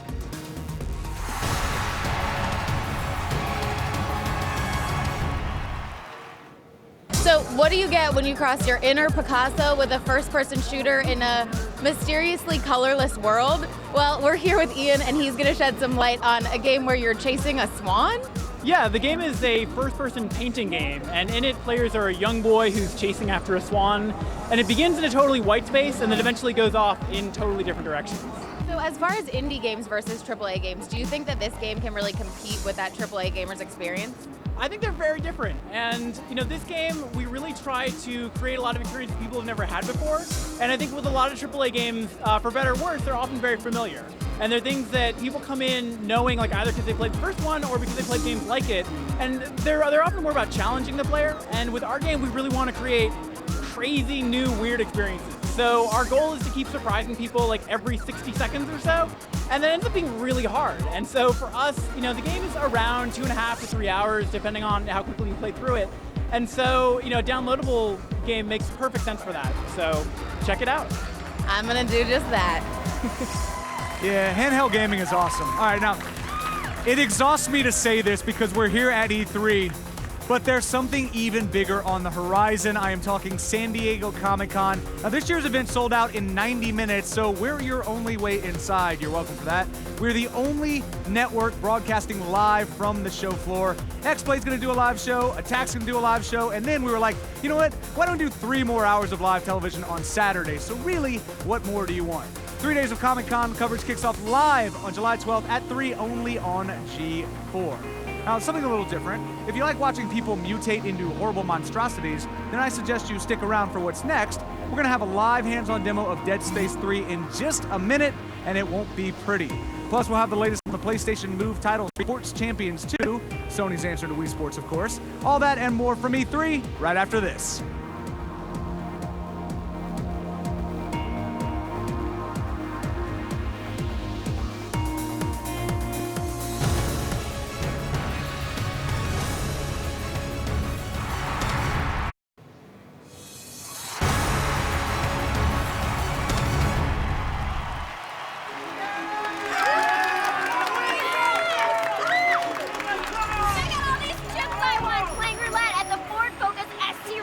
It's a lounge in the middle of the convention floor where there's like cars and sexy ladies, and there's even a bar where you can go and take your chips and win prizes like TV, chairs, consoles, gift cards. How much can I get for all of this? Send me a TV or something. You might want to get down here before all the prizes are gone. They swarm like zombies. Whenever a new Resident Evil game is announced, superfans are always moaning because their favorite character isn't going to be in the game. Well, guess what, crybabies? Every friggin' character is in Resident Evil 6. So let's go hands-on.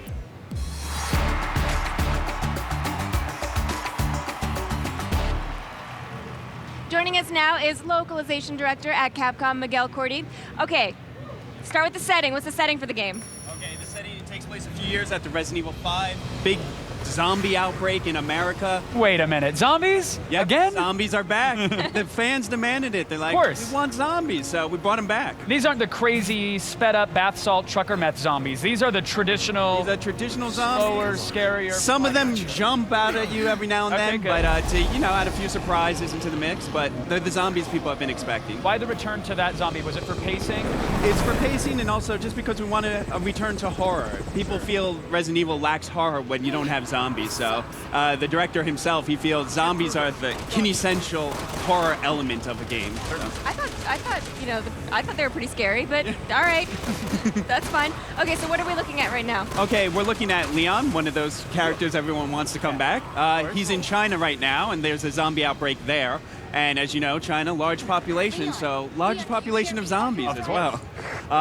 You can see he'll show up with his partner as well, Helena Harper. You can play 2-player co-op, or you can just play with an AI partner. So just like RE5, we're keeping the co-op aspect for this game. And how does is it drop-in, drop-out co-op? It's drop-in, drop-out. With Resident Evil 5, you had to reset to previous save point. This, it just loads you up at the next one, so you don't have to go back and repeat your progress. So I can pop into a friend's game and just spin in circles while they get mauled by zombies. Exactly, and then once they're eaten, leave the game. Exactly. Thanks for the game, guys. This is why I don't play with you online. There's a myriad reasons why you don't play. All right, so this is Leon. What other faces are we going to see here? Okay, we're going to see Chris Redfield from Resident Evil 1. He makes a return. We're also going to see Sherry Birkin, who we haven't seen since Resident Evil 2. She was just a little kid in that game, but our characters, they actually age in real time according to when the games come out. So it's been over 10 years. So she's a young adult now, and she's actually an agent, just like Leon. And there's sort of different scenarios in the game, and how do those weave together? Okay, we wanted to put so much story into this game, we decided it would be too much for just one character to bear the burden, so we made 3 protagonists. So we have Leon, Chris, and Jake, who's a new character, but he's still part of the Resident Evil legacy because he's Albert Wesker's son. Okay. And do they actually weave together at all? They do weave together at different points. So while each character's story is a complete story in and of itself, they will tie together at different points, and you'll get a fuller version of the story as you see it from different characters' points of view. And as we're playing in these different regions, will we be fighting different enemy types that are region-specific? Like, what are these Juavo Indians or aliens or zombies? Or what are they? It sounds very Native American, the term, but what's a Juavo monster? Actually, Juavo, they first appear in Eastern Europe. You'll be the BSAA, which Chris is captain of. he's fighting mercenaries who are trying to overthrow a government in Eastern Europe, and the government is using bioorganic weapons. And so it infected all of its mercenaries with this virus that creates the Juavo. Okay. And I almost got crushed by an airplane right there. Yes, there's a lot of things. So we got to be on the lookout for that as well as zombies? Yeah, things in the background will kill you, not just the enemies themselves. Have you spoken much about multiplayer features? Like when we, obviously we have co-op, drop in, drop out, and that's through the entire kind of, I would say single player game, but it's really, that's more story driven there. Yeah, we have two things going on with multiplayer. One is, we've announced, is the Mercenaries, is the multiplayer mode that we've had since Resident Evil 4. But unlike Resident Evil 4 and 5, where you had to beat the game before you could unlock it, we're going to have this unlocked from the beginning. So if you just want to go and kill some zombies with your friends, that's the mode for you. And so right now we just kind of looked at a race sequence to try to get into this helicopter. And it looks like we have some like, mini games too, quick time events. Yeah, we decided to put a few of these elements in just to ramp up the dramatic elements. It seemed sometimes games can get too cutscene action. Right. So we didn't want to rob the player of the experience just for some, especially when you're like flying a helicopter or something like that. There's no reason to really take that away from the player completely. So we wanted to keep them in control, make them feel like they're doing something. Exactly. Let me feel like I'm part of this beautiful cinematic. I mean, is this a completely new engine, or did you guys bolt on? This is still MT Framework, the proprietary engine we use. This is just the latest version of it. But even though it's not a complete free-to-play sequence, you can still die here with this helicopter. You can crash it. You can still screw this up, is what you're saying. Yes. Now, are we going to have a demo of this game? Yes, demo is coming out, and it'll be out in July. Oh, it's coming in July. And is that for which platforms? Are we talking Xbox and PlayStation 3? Love it. And do we have a release date for the game? Yes, we do. Is it announced? It is announced. Yay! Tell us.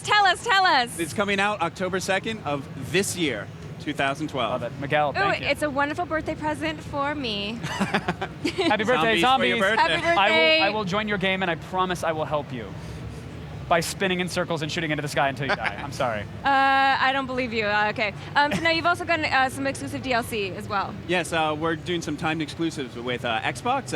Can't go into details of them specifically yet, but I can say that Xbox fans and Resident Evil fans will be really happy with them. We'll take it. All right, Take sounds your word for it, good. Miguel. Looking forward to October 2nd. Thank you very much for coming Thanks by. a lot. Thanks for having me. After the break, one of the scariest franchises around wants you to fight with your friends. We'll talk Dead Space 3 and co-op with the game's developers. Plus, a hands-on demo of Spec Ops: The Line. This crazy desert-based shooter will make you afraid of the sand. Oh, we'll be right back.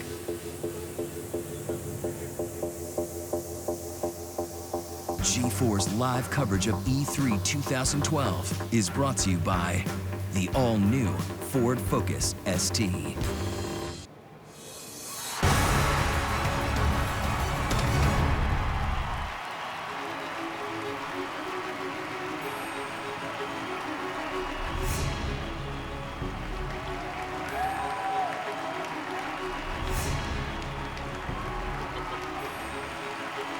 Hey! It is time to check in with the Twitter wall, and I am feeling generous. Let's see, go to Babas18. Thanks, G4, for making my life so much happier than it already is. My fingers are shaking from waiting. Skyrim, Assassin's Creed, Watch Dogs. So many games, so little time. Lucky for you, you have us to show you all the games. Eddie Steak, does Resident Evil 6 explain how Leon maintains his lovely hairstyle during a zombie apocalypse? Obviously, it's the hair gel. Michael J. Dalt, I'm glad my job isn't a helicopter pilot in video games. Is there a trailer without crashing helicopters? LOL. What are you complaining about? Explosions look awesome. And now it's time to give away a PlayStation 3, and you don't have to pop up on the Twitter wall to win. You just have to enter our E3 sweepstakes, and this hour's prize is a PlayStation 3, which goes to the City Ghost. Congrats. Yeah! If you're jealous of today's winner, don't worry. You can still win a console of your own by tweeting with the hashtag E3 on G4 from g4tv.com/E3sweeps. That'll enter you for the chance to win a PlayStation Vita within the next hour. Now, if you've got a PlayStation Move controller, then you've probably got Sports Champions, which is Sony's answer to Wii Sports. Now, there's a sequel on the way with new games like bowling, skiing, and golf. Here is everything you need to know.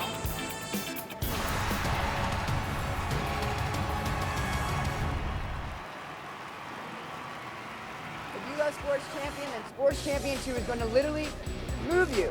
Sony really stepped up their game with this family favorite, so don't be surprised if things get a little ugly in the living room.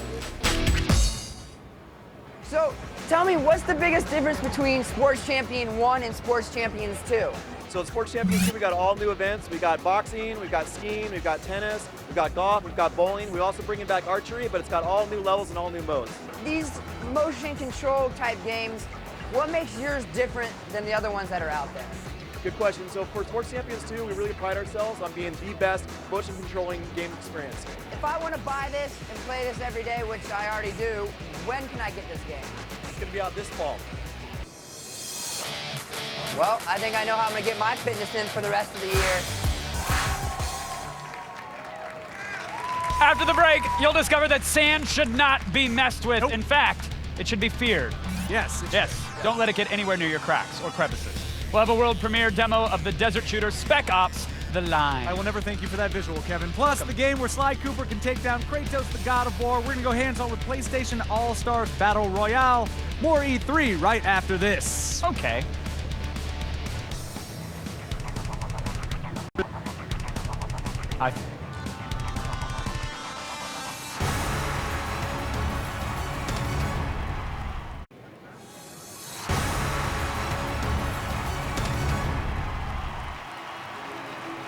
Guys, here at E3, it's not always just about the games, it's also about the accessories. And what girl doesn't like her accessories? I'm here at the CTA booth checking out the first ever US Army licensed peripheral for the PlayStation Move. If you first-person shooter fans want to step up your game, I think you should check this out.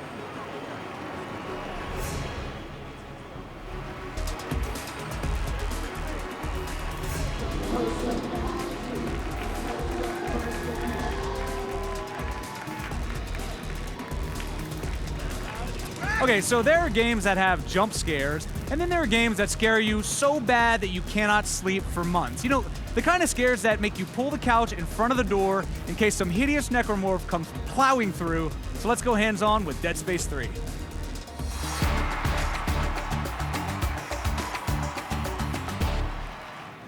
All right, joining us now, executive producer of Dead Space 3, Steve Papoutsis, everybody. He's joining us. Steve, thank you for being here, sir. We appreciate that. Thank you. Now, I know that you guys brought in co-op, and I want to focus on that, but to bring people up to speed, where is everyone's favorite, having the worst life of all time engineer, Isaac Clarke, in this game? All right, so this game takes place roughly about 2 months after Dead Space 2. Isaac's kind of on the lam, he's kind of laying, but some events happen that kind of suck him into another adventure. He finds himself orbiting a planet called Tau Volantis, and through some other random events, he's down on the planet. So what we're looking at here is taking place on Tau Volantis. This big drill cavernous room is part of an archaeological expedition that was happening on this planet. Answering the phone. Just stay home, man. There's no good stuff out there for you. Yeah, so it's not as simple as avoiding a phone call the way the game kicks off. So he actually, he winds up meeting Carver pretty much right at the beginning, and Carver's our new co-op character. Okay, and let's talk a little bit about that. Again, you know, the Dead Space series, incredible, really tight, single-person experience. There's nothing better than every time a new game comes out, than turning off all the lights, cranking up my surround sound, and scaring the bejesus out of myself. But you are going to experience this with a friend this year. That is the intention. So how did you come about the idea to make the co-op experience, and then how did you make it fit into what, you know, is a very tight, single-person experience? Well, Blair, I couldn't be more excited about what you just said, because Dead Space 3 is going to kind of scratch that itch for both types of gamers. Okay. So in single player, it's the same Dead Space people have come to enjoy. There is no AI follower, it's just Isaac. It's his story in single player, bam, just like that. But if you want to play with a friend, it also offers drop-in, drop-out co-op. So let's say we're playing, I get an invite from you, I hit a button, bam, you're in my game, and now Carver's in the game.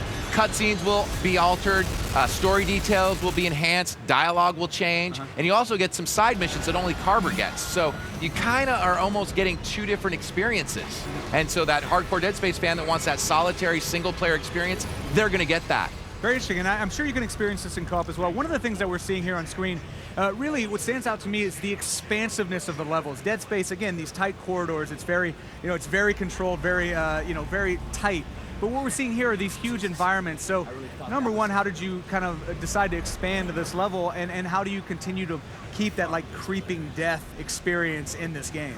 Well, Blair, one of the things that's really important to us at Visceral is to continue to evolve what we do. We want to push the boundaries of game design, and we want to continue to evolve game design. And one of the things that we challenged the team with was, how do we continue to make Dead Space 3 feel fresh? Right. And the idea of including this new location, which is more organic, Tal Volantis, was a big idea we had. But at the same time, we didn't want to alienate those people that enjoyed our previous games. So what we also have, in a variety of locations, is a flotilla up in space above Tal Volantis that is filled with ships. And Isaac is going to be using zero gravity to kind of navigate around that flotilla, or with Carver. And also going to be exploring those ships. So we'll get those tight corridor feeling segments that people enjoyed from the previous game. Plus you'll get this expansive planet, Tal Volantis, that has opportunities for more exploration. And there's some other hidden things that we're going to be talking about later that players will find on the planet. Okay, so basically this is a 300-hour game, is what you're saying. We've got a lot of content jammed into this thing. There's a lot of stuff going on in Dead Space 3 that we're really excited about, and you know, I'm really looking forward to talking more and more about it as we get closer to shipping it. All right, we look forward to talking to you about it more and more as it comes out. But for now, let's talk about the things that fans are most familiar with in the series. Again, the weapons are so great. Obviously, the plasma cutter has to make a return, otherwise fans are no, they'll still buy the game. Don't worry, even if you don't have the plasma. But what can you talk about as far as what people can expect from the weapons in this? Well, Blair, the first thing I want to say is, yes, the plasma cutter's back. Good. Confirmation is there, my and friends. you might see it in the gameplay that you saw, but we've got a whole new weapon system that we're going to be rolling out later in a few months that we're going to be talking about, and I can't wait to show people how that works, because I think it's a big game changer. I've been really looking forward to this interview because I am also a fan of the comic books and the environment and the world that you've created outside of the video game. How much stuff did you draw from what else is going on, Dead Space out there, with all the other media out there at Dead Space, and bring into this game, and how much of this game was influenced by that, and then vice versa? How closely do you work with those guys? Well, one of the things that's always made this franchise so fun to work on is the fact that we've got all these extension products, right? We've got the comics, the novels, the motion comic that just came out that kind of seeds the idea of John Carver. All of those elements, the team and I work on. We oversee that. So all that stuff is relevant to our universe. We don't just hand it over to people and go, hey, go do something. That's all part of our plan for the big picture of Dead Space. So with Dead Space 3, we're pulling all that stuff together, and we're going to really answer some questions. A lot of people want to know, well, how do the markers really work? What's the connection with the necromorphs? What are these unitologists about? And we're really looking at answering those questions with Dead Space 3. And I'm looking forward to those answers, my friend. So when can people also learn those answers for themselves? People will be able to learn those answers for themselves in February 2013. Very cool, man. Thank you so much for stopping by, Steve. Thank you. The game looks amazing and absolutely terrifying. Now, E3 is a time for big announcements, the promise of a new gaming experience, but this year, we didn't really see many new games. Instead, plenty of sequels and refined iterations of popular franchises. Now, is this a bad thing or is this an amazing thing? We're going to find out right now in a Kit Kat news break.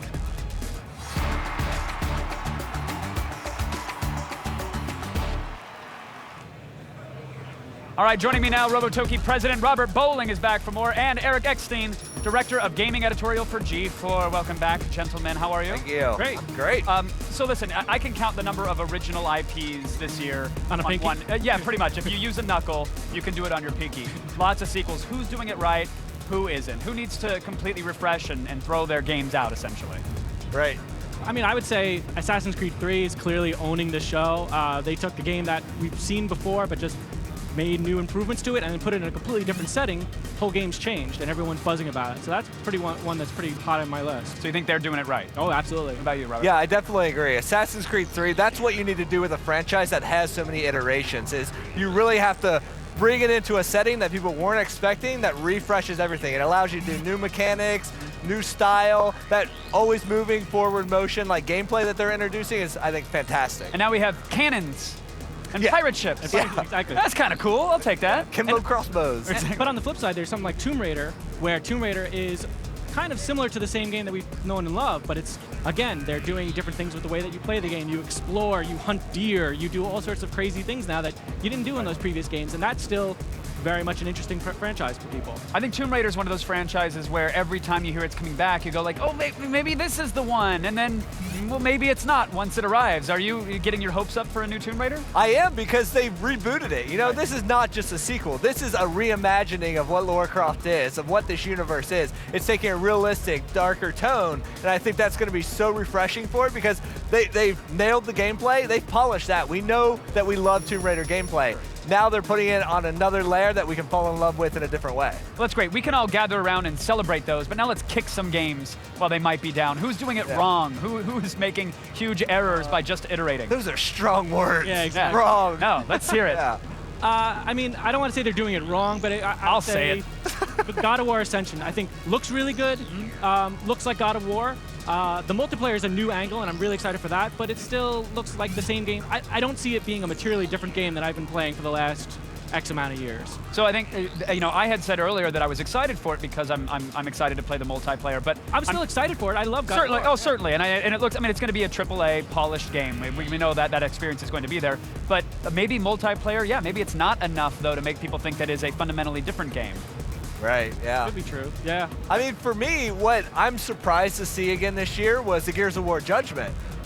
They left on such a high note with Gears of War 3 that I really expected them to wait till next gen to really just bring it with another big iteration. But with it being a prequel or Judgment or whatever it is, I'm interested to see what they're doing with it in such short, from Gears 3. Do you think this was like somebody looked at an Excel spreadsheet and said, well, last year we had this money coming in from this thing. Can we do that again this year while you guys work on the next gen thing? I hope not. I hope not. If the answer to that is yes, then I will be disappointed. If they feels like it, that's the only thing. But if they came back, and they came back and they're like, there's something compelling in the Gears of War franchise that we didn't get to do with 3 for whatever reason. There's a story or there's something they didn't get to tell, and that's the reason they're doing it. Then I'm all for it. Like, knock it out of the park. But if the answer is not that, then I don't know. But that's what we need. People who fly, like people can fly, that they're developing it and they're going to bring something really big to the table. We're just not seeing that yet in the demos that they've kind of put out there. Well, we're focusing obviously on these titans of the industry, these mega franchises, but I find that when I fire up my console and even my PC, it's half the time it's to play some indie games. It's to play a small developer's unique take on a tried and true formula or completely unique take that doesn't borrow from any genre. Are there any indie games that are on your radars? Yeah, I would say there's a Sony game, The Unfinished Swan, but then they also have that game that's just got funded through Kickstarter, which is Republic. Yeah, Republic. Yeah. Which looks amazing. I mean, you've seen it, right? It looks really. Yeah, I've seen it. I was a big contributor on helping that get done and pushing that because I really wanted to see that game come to creation. Because, well, for those who don't know about it, can you tell them a little bit about what the game is and how it works? I'll try to do it justice. It's not my game. No, but you funded it, so it is kind of your game. You helped fund it. It's all of our games. Certainly. No, Ryan Payton's team. Ryan Payton left and started this new camouflage studio. And like, what I love about it is it seems like they're really taking that indie iOS, PC sort of game to a whole new area by adding context to the reason that you're using the device. So when they sold it originally, it was about to be an iOS tablet game that was having you follow this character named Hope, trying to get her out of this wherever she's at, the prison or this dystopia future, whatever it is. But definitely look it up because it looks so exciting because I feel like they're taking the next step in like indie iOS games. They're adding a lot of depth and character and to a level that I haven't seen it yet. And I think that's the future. Because this year we've seen so many big names leave established brands, leave established studios, and really start something fresh. And that's what I'm so excited about. That's why I think E3 next year, where this was a year of sequels, E3 next year, we're going to start seeing all the new games that were announced, all the indie games that didn't get the press here, that are in development now. Right. They're really going to own the show. All right, I'm already in line then for 2013. Thank you, gentlemen, both for joining us. Once again, we appreciate it. But now, we're going to send it over to Morgan Webb. All right, in just a few minutes, we have got a world premiere demo of the game full of tough decisions and death by sand. It is Spec Ops: The Line. Plus, an age-old battle will finally be settled. Who would win in a fight, Parappa the Rapper or Twisted Metal's Sweet Tooth? It's PlayStation All-Stars Battle Royale. We will be right back.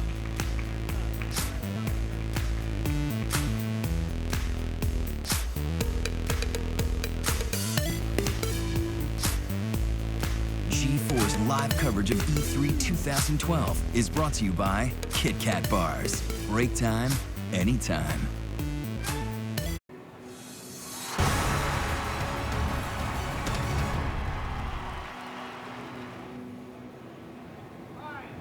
Got anything in my teeth? 3. You look gorgeous. Doesn't she? Check it. Welcome back to E312 Live. Coming up in the next hour, we're going to go hands-on with the game starring the robots in disguise. It's Transformers Fall of Cybertron. Plus, learn what it's like to pull covert ops around the globe in Medal of Honor Warfighter. And later, you don't want to miss our hands-on look at Halo 4 multiplayer. This is a whole new online experience. I want you to try to wrap your head around this. Okay. Okay. You're going to take Joseph Conrad's Heart of Darkness. Right. Dubai. Got it. And an apocalyptic sandstorm. Perfect. Then you're going to mix it all together. Got it. And then you get the upcoming third-person shooter Spec Ops: The Line. It is, I got it. All right. Yeah, grim. It's unpredictable and full of dicey moral decisions. We've got a world premiere hands-on demo.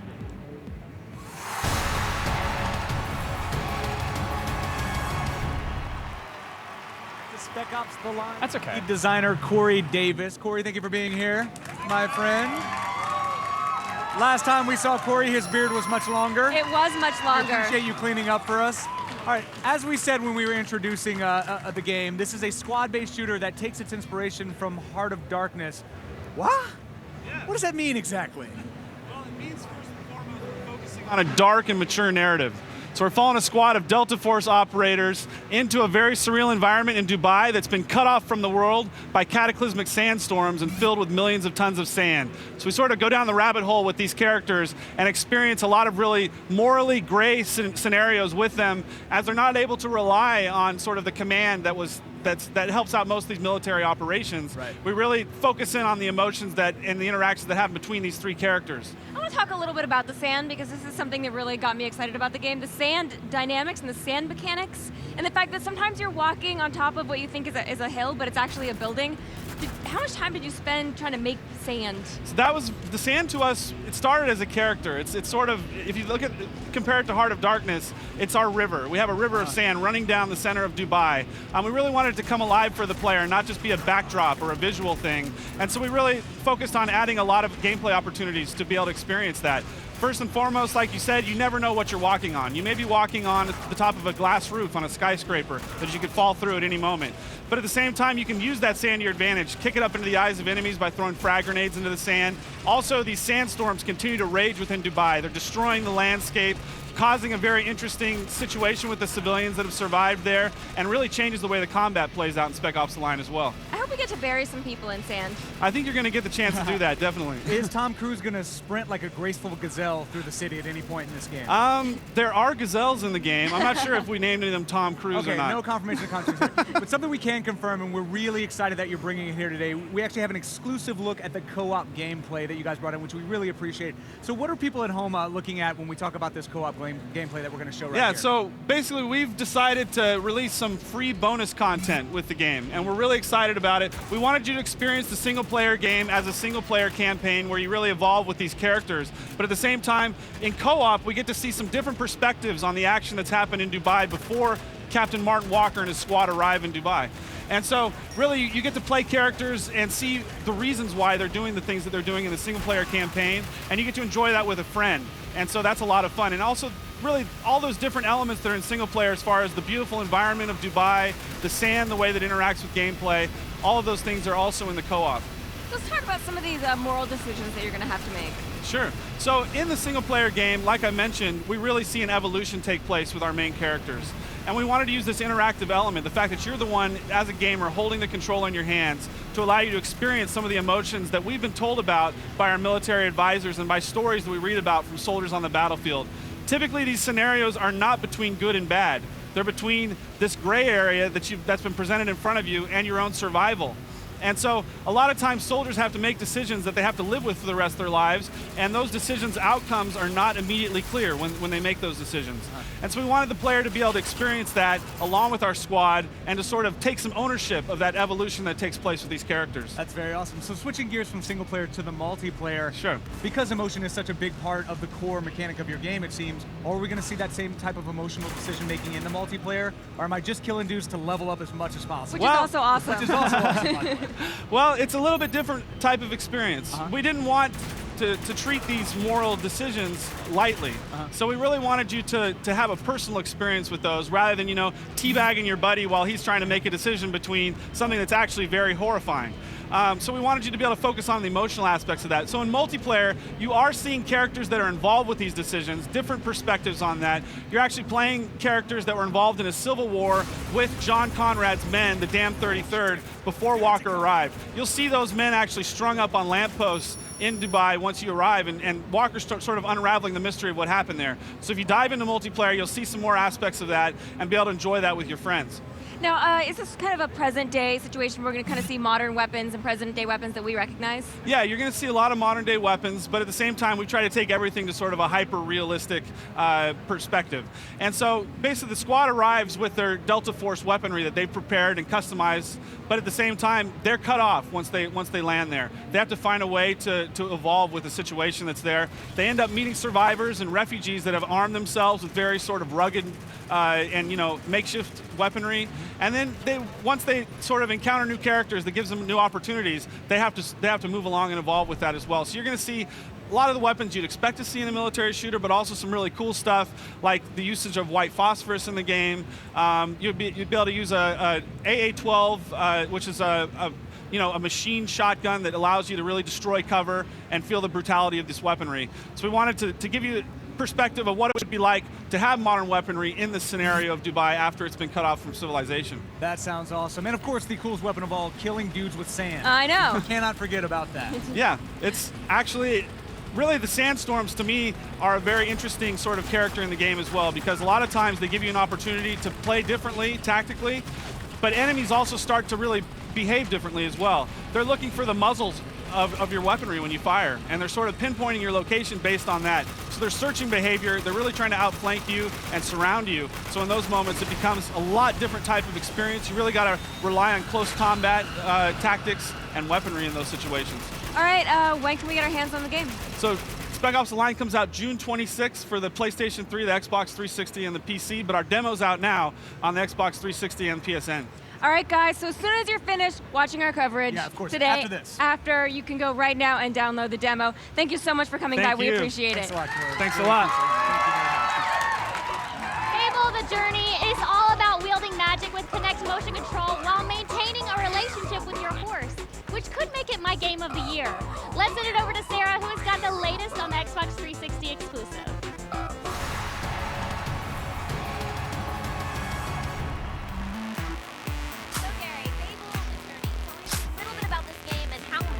Of an undertaking like this. So this is the fourth in the Fable series, and uniquely it's now on Kinect on this time around. And yeah, it makes it a different game. We're allowing the players to sit down for the first time using Kinect, which is exciting, which means we can do a full long play experience. Okay, well, how Kinect-based is it? It's totally ground up Kinect. We built this game with Kinect in mind. We do everything that Kinect does really well. So we've got this fantastic magic system, which allows you to read spells with your hands. You can use your voice to change the spell types, and it just feels really awesome. Okay, speaking of this magic system and casting spells, how much of it is for effect and how much of it is to just kind of move the story along? No, I mean, it's not for it. It looks great, so for effect it works, but it just feels natural. It's really important that you feel good with Kinect and that you don't feel like you want your controller back. So the magic system really drives what you do in the game, and it really feels awesome. All right, so when can everybody at home start flailing their hands and waving around at the Kinect? You guys can start waving your arms around and having great fun on the 9th of October, 2012. Get out of my way! I'm dropping some bombs! Some magic bombs! All right, coming up, a game that can simply be described in 3 words: Sony Smash Brothers. It's PlayStation All-Stars Battle Royale. Plus, we go hands-on with the game Bay's movies. It's Transformers Fall of Cybertron. All that and more coming up right after this. I bet there'll be explosions. Hey, we're at stickgaming.com. This is my friend Jorge here. Check it out. We are playing Forza Racing right now. Stick Gaming does a great thing. They're working with the charity Red, which hopefully by the year 2015, with enough money, could eliminate babies being born with AIDS in Africa. But you can win cool prizes and get a chance to play against this guy. All right, Myra, enough chit-chat, more crash. Why don't we just crash each other, because neither of us are particularly good at this game. Can I run you off the road? Wait, where are you? Where are you? That's me right there.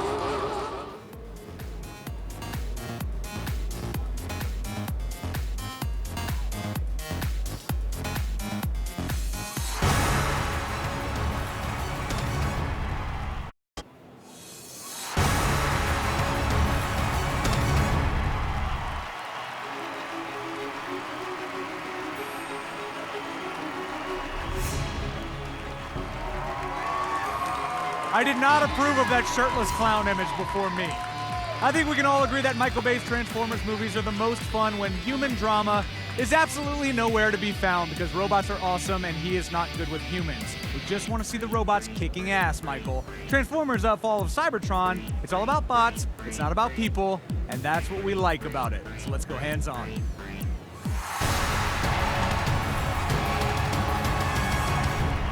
All right, joining us today, Matt Tiger. Teager. That's what I thought. I was like, that sounds like Tiger. Game director at High Moon Studios. Matt, we had you on X-Play a couple weeks ago. We were talking about the game. We're very excited about it. However, today, we're more excited about this. We cannot thank you enough. We're getting an exclusive look for the first time ever of this right here. What are the robot fans at home seeing right now on their television screen? What we brought for you today is something really special. It is, when you're playing as Optimus Prime, you know, Cybertron's a big place, it's a big world. It's also got big, giant characters. Metroplex is a city-sized transformer. Okay. When you're playing as Optimus Prime, you get to control him on the battlefield. So the stuff that we have for you today is, you're going to get to see him for the first time ever. We've never shown it anywhere else. I'm super thrilled to have it for you. So what happens in the story is, the Autobots are really losing their war, and Optimus kind of draws on some power. He doesn't quite know what's going to happen. Well, what happens is Metroplex, and you're going to see it right here. All right, and I know for you as a fan of the series, this must have been incredible for you to participate in. Like, let's make a Transformer that's actually a gigantic city. I have like one of the best jobs in the world, right? I mean, it really is awesome to take, you know, childhood nostalgia and turn that into either dredging that up for people who are fans like me from the old days, or just brand new fans. I love it. And so we're seeing here this creation, this child born of that love, and also of you making a kick-ass video game. That's right. Here. I mean, look at it. It's a city, right? And when he finishes up, what he's going to say is, you know, I heed the call of the last prime, really making you feel like you're in control of this colossus. And talk a little bit about the scope of the game. Again, this is something that we spoke about in the past. There's a level of expectation on this game because the last one was so good. People want a good game because the last one was good. So you have to provide them with the experience they already had, but then as we're seeing here, you're also taking it in a much larger direction than you did in the past. I would definitely say it's kind of daunting, right? You know, we at the studio are incredibly hard on ourselves with how hard we're pushing on the game and how much we want to perfect our craft. So we think the game was a good one. What this is a great game. Right, and then the canon involved. I mean, you're creating something that's going to fit into a lot of people's childhood memories at this point. That's got to be incredibly terrifying as well. Yes, very terrifying. I have little kids. I always use them as a benchmark. But yes, this is the official canon for Transformers, you know, on their home planet of Cybertron, and that's just a fantastic to be a part of. And how have the fans embraced this? I mean, I guess obviously our fans are here for the first time seeing this. You guys think this is great? Absolutely. You know, the show started a couple hours ago. People have seen this stuff. How are they reacting to what you've got here at E3? It's fantastic. You know, E3 is this crazy, busy, you know, you almost don't get a chance to breathe, but every chance I get, I go out to the kiosk and see people with their thumbs on it. Because really what matters is what the game feels like, and the response has been phenomenal. All right, let's talk about the weapons of the game, because those people had their hands on the controllers because they're blowing things up with weapons. And again, we spoke a little bit about them in the past, but what are you guys showing off new here? And then maybe refresh people as to what they can expect if they've heard it already. So, you know, their whole entire arm transforms into the weapon. And so we really wanted to, what that allows us to do is get a little crazy, do some crazy stuff. So we've got lightning guns and Tron kind of disc guns and all sorts of cool things in addition to sniper rifles and the shotguns. But how about a shotgun that when you kill an enemy, you actually leech some life back from them? Like things that we could do very different. All this is built around what's called the Teletrans store, these places where you can go, buy and upgrade all of your weapons, not just your weapons, but also the store, so it gives you bonuses to your ammo, all sorts of cool stuff. And you certainly couldn't buy everything on your first playthrough. So it really is going to encourage you to kind of keep playing and have a great time with it. And then one of the things we spoke about as well, your favorite part of your childhood is building that robot, even breaking certain limbs to make it fit the way that you think it should fit when it transforms. And you guys are actually allowing people to create their own experience as well here, which is a very exciting thing. You know, single player has a lot that's going for it that we're thrilled for. Great big story, but in MP, create your own Transformer is, if you are a big Transformers fan, frankly, even if you're not, you just like multiplayer customization, tens of hours just in the menus. Not even playing the game, just in the menus, making your perfect looking Transformer. And what is your perfect looking Transformer? Pink, probably, right? For whatever reason, every time we give people the options, I always either see Christmas tree colors or pink, every time. That's an odd, you might want to talk about a different focus group. I think you're maybe focusing on a very specific group of people. And this is the one thing that I always love asking, especially when we talk to people about their games before they actually bring them to E3. What do you think people so far here have been really attracted to, and was that surprising when you got here at E3? You know, I think, as you mentioned, there's quite a bit more expectation, which frankly for us is not something we're entirely used to, so it's kind of fresh for us. And really it is, and I kind of mentioned already, it's watching people play and see how they play and what they're doing. And when they start to realize that you can transform whenever you want to, it's innately part of your tactics and your thinking. It's different than getting into a Jeep or hopping into a tank. It's you. When you see people click that kind of strategy when they're playing, that's the big reward for me. And what Matt forgot to clarify there, it's absolutely seamless when you do that transformation. Yeah. That is one of the coolest parts of the game, I think. Super fast. It's the game. Yeah. It's Transformer game about transforming. See that? That makes a lot of sense, actually. It's going to be easy to market that, I think. Yeah. Very specific message. So when can people expect to get their hands on this game? We are coming out on the 28th of August. I can't wait for people to get their hands on it. Absolutely, man. Well, thank you so much for your time, Matt. Round of applause for this gentleman right here. The game looks absolutely incredible. TV show, we don't know what you're thinking about E3. That's why we have the Twitter wall. Scarlet Red's Transformers Fall of Cybertron, it looks sick. We 100% agree with you. Yo-Yo Man 2K1, I want PlayStation All-Stars Battle Royale. Now that I can play as Big Daddy, hell yeah, I want to play as Big Daddy. He has a drill on his arm. Think of all the cool shit. And now it's time to give away a PlayStation Vita, and even though Crash 1869 didn't get on the Twitter wall, they did just win a Vita from our E3 console giveaway. Congrats! Plus, we're giving away consoles all week long, so keep using the hashtag E3 on G4 and tweet from G4TV.com/E3sweeps. That'll enter you for a chance to win an Xbox 360 in the next hour.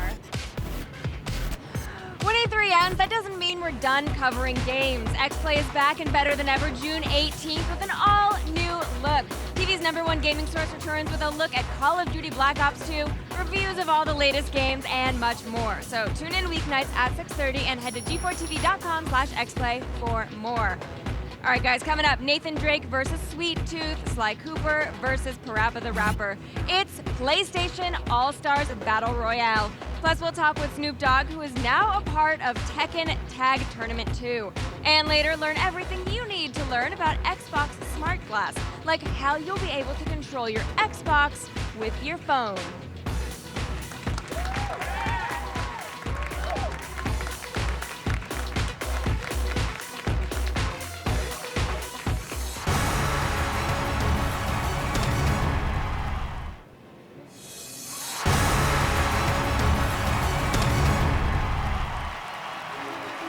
I'm here at the NX booth at E3 where all my childhood dreams are coming true.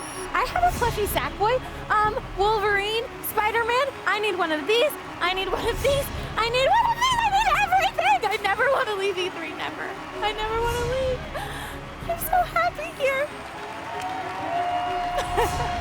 That was some E3 love right there. All right, it is time for a news break. Something a little happened this morning called the Nintendo press conference, and here to talk about it, of course, is our own news director, Eric Eckstein, and Wired editor-in-chief, Chris Kohler. Welcome. Okay, so Nintendo press conference this morning. They finished the press conference. What was your first thought after they finished?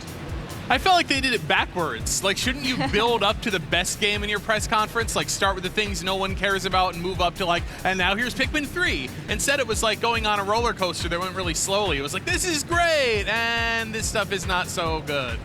Yeah, I mean, Pikmin 3 was really strong. Yeah. And then later we saw more of their social network and more of what they're doing online, which I think is a very important thing for a next generation or a current generation console. I don't know which this is.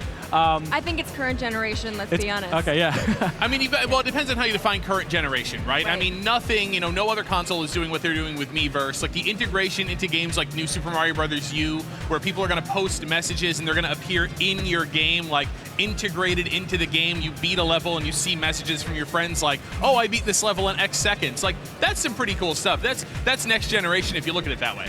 I think it's cool. I do worry, however, if you can have the coolest social integration in the world, but if nobody's actually there, it doesn't matter. So do you think people are going to show up for this? Well, they'll be there for New Super Mario U. We don't know what other games they really have to kind of draw people because they just showed a lot of old games. They showed Batman Arkham City, which is a great game and will probably be great on Wii U, but we kind of have been there, done that a little bit. I know they're saying, oh, Batman, this is going to change the way you play Batman Arkham City. It's like, I don't play present tense Batman Arkham City. I played it and I'm done. So, I mean, give me the new games. Now Assassin's Creed 3 is going to come to Wii U, but they're not really talking about, like, oh, when it's going to come to Wii U. Yeah. So who really knows if it's launch day or what? But again, it's like Mass Effect 3. We're done with Mass Effect. We don't need, Mass Effect 3 on the Wii U. I want to see things like, where was Skyrim for the Wii U, for goodness sake? Like, do that. What do you think they could have done to kind of had a more impressive press conference?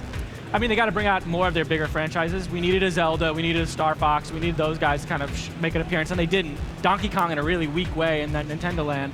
And I think just getting other publishers on board, bringing more of the Madden they showed in the press conference, but like, let's have that, but let's see more EA games. I agree. I mean, where was all that stuff? Nintendo has this huge stable of franchises, and we literally saw Pikmin and New Super Mario Brothers, and that was it. Really give us something. Show that you're coming out really strong with the Wii U, whereas it seems like Nintendo is just sort of limping to the party again, unfortunately. I hate to say it. It is worrying. I mean, do you think that they just don't really have any games or any third-party developers signed up for games? It makes you wonder if publishers are kind of hedging their bets a little bit. They're playing ball because it's clearly something they need to be part of, but we're about to hit another generation. And where are you going to put all your eggs? You're going to put them all in the Wii U basket? I don't know. Fundamentally, what we're hearing about is, the same third-party publishers that were already kind of present on Wii. It doesn't seem like Nintendo is making any announcements to show that new third-party publishers are entering the fray. Warner Brothers has been there with Scribblenauts. Ubisoft was all over the Wii. I wish they'd made fewer games for the Wii. Now they're making 8 for like day one of the Wii U, for goodness sakes. I mean, show me some things that you haven't already kind of nailed down to show me that you're evolving the platform. It would have also been nice to see a price and a release date, but perhaps for another day. All right, thanks guys. Let's send it over to Candace. Thanks, Morgan. If you happen to walk by the Namco Bandai booth this afternoon, you might have gotten a contact high. The company held a press event there just a few hours ago and announced a collaboration with Snoop Dogg. Here's what went down.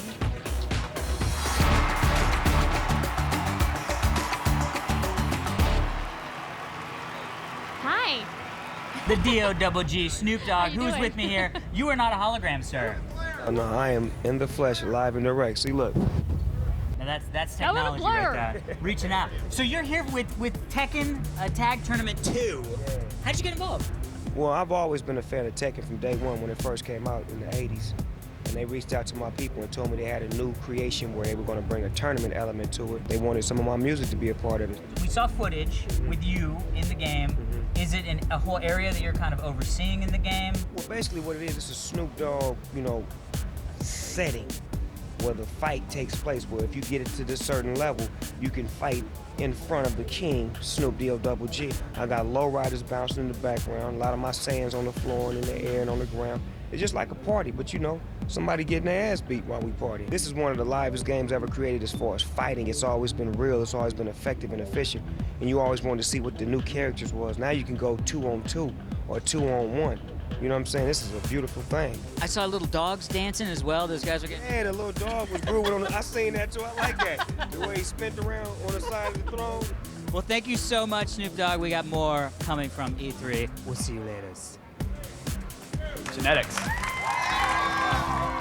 Hey, if you're a fan of America's policies about murdering terrorists around the world, then I think you're really going to like our next hands-on demo. It's Medal of Honor Warfighter. When fighting isn't enough, fight the war. Plus, a look at the fantasy RPGs Divinity Original Sin and Divinity Dragon Commander. One is a strategy throwback, one's all about dragons blowing everything up, which is awesome. I wonder which is which. And later, a look at the Xbox Smart Glass. It's a new app that lets you control your Xbox with your phone or your tablet, and it's the future. We'll be right back, everybody. E312 on G4. Hi. Woo. Yeah. Yeah. G4's live coverage of E3 2012 is brought to you by the all-new Ford Focus ST.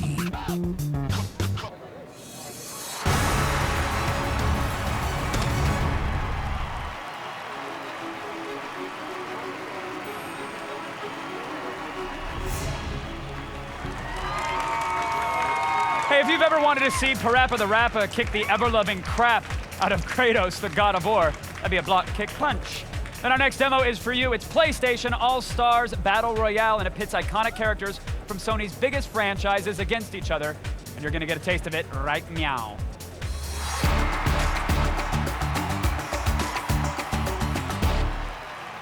Joining me now, Omar Kendall, Games Director at Superbots. Omar, how are you, sir?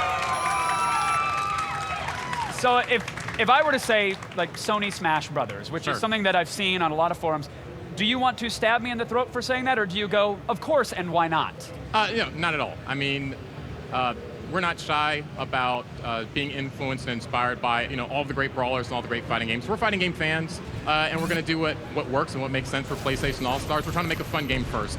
And so, in that regard, we understand the comparisons and we embrace it. We love all fighting games. Well, let's talk about the differences, though. What is fundamentally different about the core gameplay here? And I mean, obviously, we'll get to the roster and the levels. That is so unique to Sony. Sure. But the gameplay itself, what makes this game unique? Well, just I think fundamentally the core gameplay and the objectives. It is not about knocking dudes off of a level. This is about our super system and scoring the points by taking it directly to the different characters and performing these various super attacks and really seeing the cool spectacle that those supers bring. You sort of have this meter at the bottom of the screen, and we're seeing it now. You build it up by doing regular and or special attacks. You build up these supers, and then you can choose to unleash a level 1, 2, 3, so on super, right? That's exactly right. So as you fight, you build that meter, and you have 3 levels of super, and each one is progressively more expensive, but they're also progressively better at killing people. So you can go for the level 1 supers that are a little riskier, but if you have some skill, you can use those, and those are very cost effective. Quick kills right away. Exactly, and then you've got the level 3s, which are a little more expensive, but they're much better at killing, and of course they look really cool. And strategically, that's quite a choice to have in the mix, because you could die and lose the super you build up, correct? Oh yeah, absolutely. If you're sort of in the middle of getting ready to set a super up and someone just comes in and knocks you out of it, that's it. Your meter's gone, and you got to start all over again. Well, we had some gameplay up there. You guys announced 2 new characters at the press conference, and we're seeing them in action. We've got Big Daddy. That's right. Drake's in there as well, right? Yep. Yeah, so we're really excited to have those 2 guys. Of course, Nathan Drake, from Uncharted. Really interesting character, has a great sort of set of tools that he has access to, great guns, but he also gets in there with the punching and the kicking, and so we show that off as well. Then, of course, Big Daddy from BioShock offers a really unique play style to the game. This sort of once he gets going, berserker drill right to the face, pretty much. Exactly. It's really hard to stop him once he gets going, and he presents a really unique play style, and we're really happy to have him. And unique characters are one thing, but the worlds that we're playing in look so vibrant, and it looks like you have to watch out for environmental hazards just as much as you do for other characters. Yeah, definitely. The levels play a super important part in the outcome of the game. Guys were just playing on Hades, which is a mashup of the God of War world, but also the Patapon. And periodically during the fight, the Patapon will sort of interact with the players. They interact with Hades, and it's another thing for players to manage and pay attention to. I know you're keeping the entire roster sort of close to the chest, but is there an estimated number of characters and or worlds that we'll be able to play in? As many as we can. We're just talking about the 8 characters and 4 levels that we have, but we're going to be talking about characters from now all until release, so just pay attention. Stay tuned. I certainly will. I got my Google Alert set up. I'm on board. But now what about the multiplayer side of things, especially using, let's talk PS Vita. Yeah. Because that's an interesting, not only can you use it to control the game, but you can play the game on your Vita, and it's the same experience you'd have on the PS3. Yeah, it's amazing. So, we, up until this point, had only been talking about the PlayStation 3 version of the game, but we're really happy to be talking about PS Vita, full crossplay. You can play, on the couch together. One guy's on PS3, the rest of the guys are on their Vita. Of course, you can play over PSN. It's essentially platform agnostic, so whatever system you have, the game is perfectly identical, and it's fantastic. And for multiplayer functionality, does that mean that I can be on my Vita as long as I'm connected to the internet? Maybe I can play with somebody who's on their PlayStation 3 at home? Yeah, absolutely. Any configuration, yeah. That's phenomenal. Yeah, we love it. So you mentioned that you've talked about 8 different levels that are 8 different characters now, 4 different worlds. Yes. We're seeing another world here. What is this place? Right, so this is the Dreamscape. This is actually a level inspired by Little Big Planet. Yeah, I see the little pop-in coming out in the background there. Exactly, and true to form, the level actually is being built as the guys are playing it, so, and it's also different every single time, so it's not the same configuration every time. You'll go in there many times and you'll see different configurations based on what the game decides to throw at you. And then, of course, we have the Buzz mashup in this level. So through the middle of the fight, the quiz show, Buzz starts, and he'll actually ask a question, and there's a benefit to answering that question right. You'll be safe. If you answer it wrong, you'll get punished and lose some of that meter. So does the gameplay sort of pause for a second while you have to Oh, it deal doesn't with pause this at trivia? all. Oh, no, you're killing each other while you're answering questions? Yeah, the question gets thrown up, and you sort of have to fight the other guys off the right answer. First, you have to know what the right answer is, and then you have to protect your spot and make sure no one else gets the question right. That is how Jeopardy needs to be played from here on out. Like question, battle, and then someone wins and survives. Is there a release date set, Omar? Yeah, we're looking at holiday 2012. So stay tuned. We'll get the official specific date out there, but this year. I love it. It looks like a lot of fun. Familiar faces, really unique level design. Thank you so much for showing it off. Thank you. Really appreciate it, Omar. Yep. Time to check in with our Twitter wall. It's like Johnny 5, except Thank you so much. it can't talk or move, and it has no soul. Rob hates zombies. Too many great games equals my wallet screaming out in agony soon. I guess it's time to get a second job to feed your gaming addiction. Bear Gamer 92, just about every game I've seen looks like a win. Thanks for the amazing coverage, AOTS. Love you guys. Keep up the amazing work. Aw, thanks. We love you too.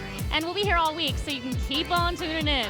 Now, if you tweet something from G4TV.com/E3 sweeps using the hashtag E3 on G4, that'll enter you for a chance to win a game console each hour. Because free stuff is the greatest gift of all, right? So one of my favorite things about the show today was the fact that we have the greatest show background creeper in the history of E3. Exhibit's just hanging out watching our show. How you doing, man? How you doing, man? Good to Thanks see you. for having Good to see me. you. Very nice to see you. It's nice to see you too. Now, what have you seen today that you've liked? Well, I've been here. This is my this is my home. This is my second home. Coming in video games is something I really enjoy. So, I saw what they have with the new Kinect on Xbox. I saw what's the name? Spec Ops: The Line. Spec Ops: The Line. Spec Ops: The Line. I'm a first-person shooter. Yeah. So I'm a real big Call of Duty fan, Battlefield fan, but Spec Ops looks pretty good. I got to check it out. So can you just confirm for us then that if we have them back on the show to do another demo, you will do that demo for us? Oh yeah, I'll kick we ass. Can sit back. I thoroughly pitch excellent. So if they call me back on, I'll definitely get down with you. We'll keep watching because we do have a Medal of Honor review coming up, or demo coming up, which you should definitely check out. I think you'll like that. And Larian Studios has 2 new games from their Divinity franchise on the way. They could not be more different. Yeah, one is a classic isometric RPG, and the other one has a dragon with a jetpack. Well, I would just like to say that dragons don't need jetpacks, right? Yeah, they should be able to fly. Right. All right. Well, we're going to see what that's about. Yeah. So let's head to the floor dragons. for a look at Original Sin and Dragon Commander.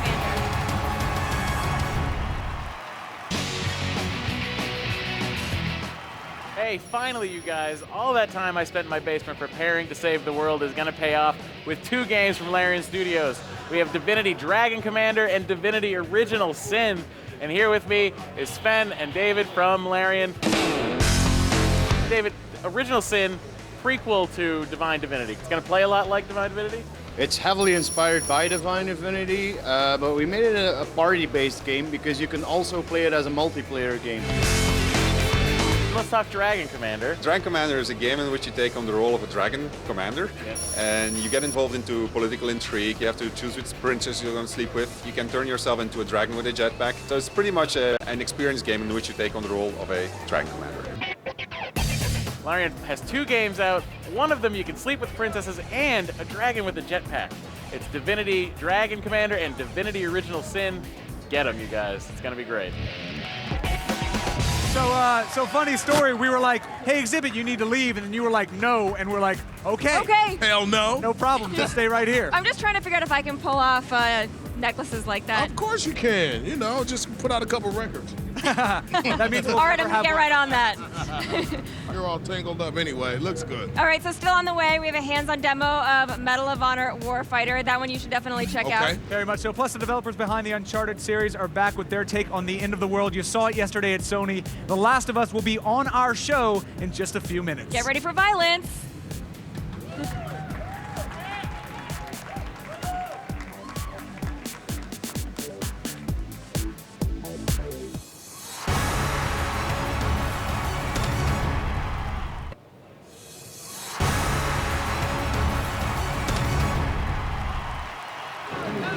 One of my favorite things here at E3 is playing the games, but not against the computer, but against each other. And another thing is you can check out all the classic games because classic games don't die. They just improve and get better. Like these lovely ladies, better every year. Except for this fossil. I don't think this dragon quite made it out of the dungeon in time and still needs an Altoid.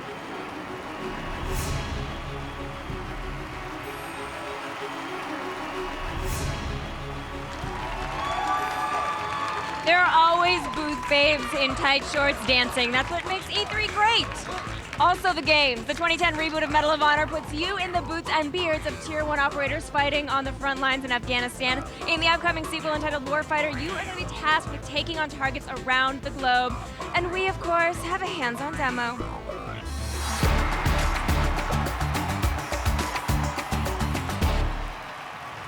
Here with the game is executive producer Greg Goodrich. Welcome, and I'm so excited to check out Medal of Honor Warfighter. Thank you for being here. We have some Medal of Honor fans in the audience. How does this game tie into the last Medal of Honor? Well, you know, as you said, it's a follow-on to the last game. You know, we're following the Tier 1 operators, Voodoo, Preacher, Mother, and the boys, as well as other characters we haven't revealed yet. They're coming back. They were a part of AFO Neptune. Now they're a part of Task Force Mako, and they're bringing the hate to the enemy. Okay, so what are we looking at right here? So this is actually a mission where we're actually going into Somalia. You know, every single mission in this game has a dotted line to an actual event or a real-world hotspot. In this case, it's off the coast of Somalia, just north of Mogadishu, where the guys are going in, they're rolling with the guys from the Marine Corps, and essentially assaulting a pirate enclave to shut the pirate problem down for good. So I'm guessing that you didn't actually send anyone to Somalia because it is a completely lawless and governmentless place.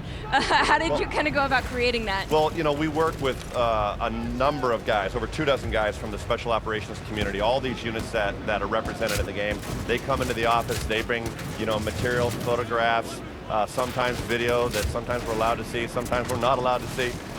But they really help us, you know, get the flavor and the vibe and the mood and the, you know, the cadence of speech, that battle chatter, all that stuff that makes an authentic, you know, first-person shooter, which Medal of Honor has always been an authentic shooter and a historical fiction. You know, just helping us get it right, and we look to them to tell us if we're doing it good or you know, if we're getting it wrong, and they keep us honest. How would you describe the feel and the pacing of a Medal of Honor game? You know, we take a different tone. You know, our tone is very reverential. You know, the core tenets of Medal of Honor have always been honor, respect, authenticity, and just pay tribute to the guys and say thank you. And so we slow it down a little bit. You know, this story particularly, you know, focuses on those sacrifices that the guys make. You know, sure, there is a threat and they're solving problems all over, you know, all around the globe. But, you know, we also pay tribute to the families and the sacrifices that they're making at home. And it's a really good story as far as, you know, Preacher and what he's going through, the main character, and how, you know, being deployed 300 days out of the year affects his life. So when your buddies get shot, you might actually feel bad about it? Yeah. Well, you know, again, we try to have that connection to the character, you know, and make people care about them, and very relatable. I mean, these guys, the Tier 1 operators, extremely, impressive human beings. They're clearly genetically different than most, but it's a job. What are you saying? No, I mean, you know what I mean. You're It's saying I like, couldn't storm Somalia? Okay, you're right. but it's a job. It's a job that they do. They do it very well, but they also have home lives, and they're just guys, and so we want to pay tribute to that. And what are some of the other locations we're gonna storm? Storm. Well, actually, we actually fight in the Philippines during a storm. Actually, the typhoon-ravaged island of Basilan in the Philippines, as well as other locations that where you would expect terror to pop up. Okay, so multiplayer obviously is a huge component in these games. Can you tell us a little bit about the multiplayer? Absolutely. We're Thank actually you. showing multiplayer on the floor here at E3. So people here at E3 are going to be able to go check it out? Absolutely. Not only can they check it out and play it, we've got a gift bag full of all this great stuff, glasses, patches, all this really Now cool. you're just making everybody jealous. Absolutely. Come play it. Okay, so but it's 12 different units from 10 different nations, tier 1 operators from around the world getting together, getting into fire teams and just leaving it all on the battlefield online. How much are people going to have to work together in multiplayer? It's a big thing. In these units, the guys rely on each other solely, and so we are actually have a new method called fire teams. It's like a cooperative multiplayer, if you will. And by staying close to your battle buddy or your swim buddy or whatever in the fire team, you reload faster, you can get ammunition.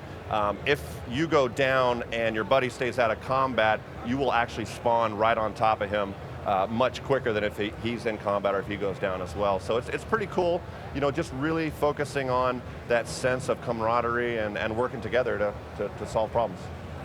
So what engine are you using for this game? Frostbite 2. Frostbite 2.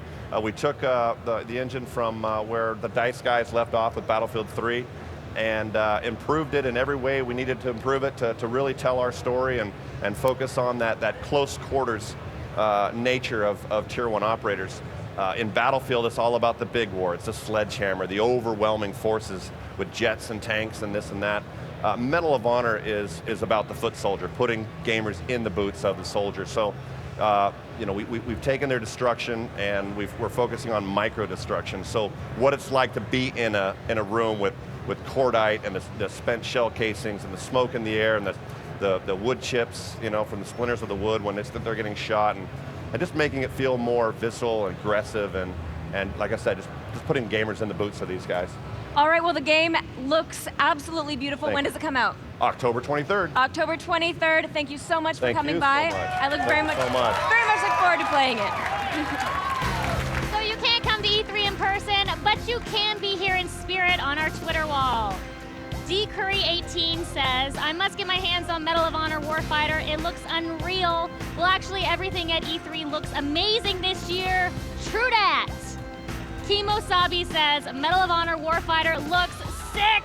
We could not have said it any better. And congrats to Kimo Sabe, who just won a 1-year membership to Gamefly.com, the best way to rent and buy games. And you can be a winner too if you want a chance to win a console in the next hour. All you have to do is tell us what you're using the hashtag E3 on G4 from G4TV.com/E3sweeps. True that, Candace Bailey.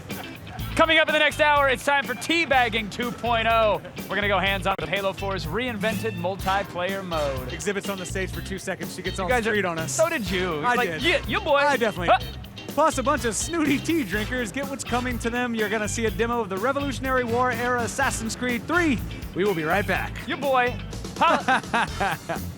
G4's live coverage of E3 2012 is brought to you by Gamefly, the best way to rent and buy games.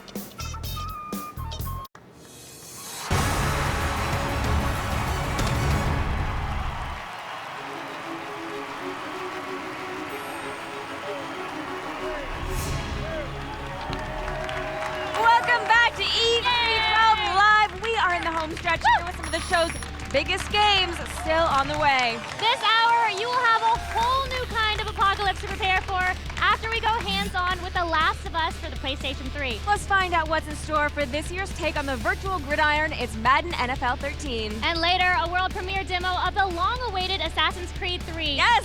But first, let's send it over to Kevin and Blair for the year's biggest Xbox 360 exclusive. That's not an understatement. It truly is probably the biggest exclusive. The one people want to know about the most. Very much so. Kiki, welcome back to the show, everybody. Kiki from Halo 4. Look, I don't think it's an understatement to say we spoke last year at Halo Fest. You didn't have a lot of details. The show and the game has taken E3 by storm this year. We saw the single-player campaign yesterday, but we wanted to focus more on the multiplayer this year.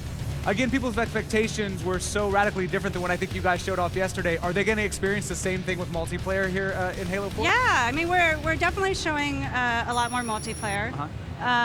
You know, we have a new sort of framework around multiplayer, Halo Infinity multiplayer, which is really taking both our brand new cooperative experience, Spartan Ops, and War Games, which is sort of the more traditional competitive, and putting them together under a single narrative context. So the UNSC Infinity, you met in the briefing yesterday, Master Chief was introduced to.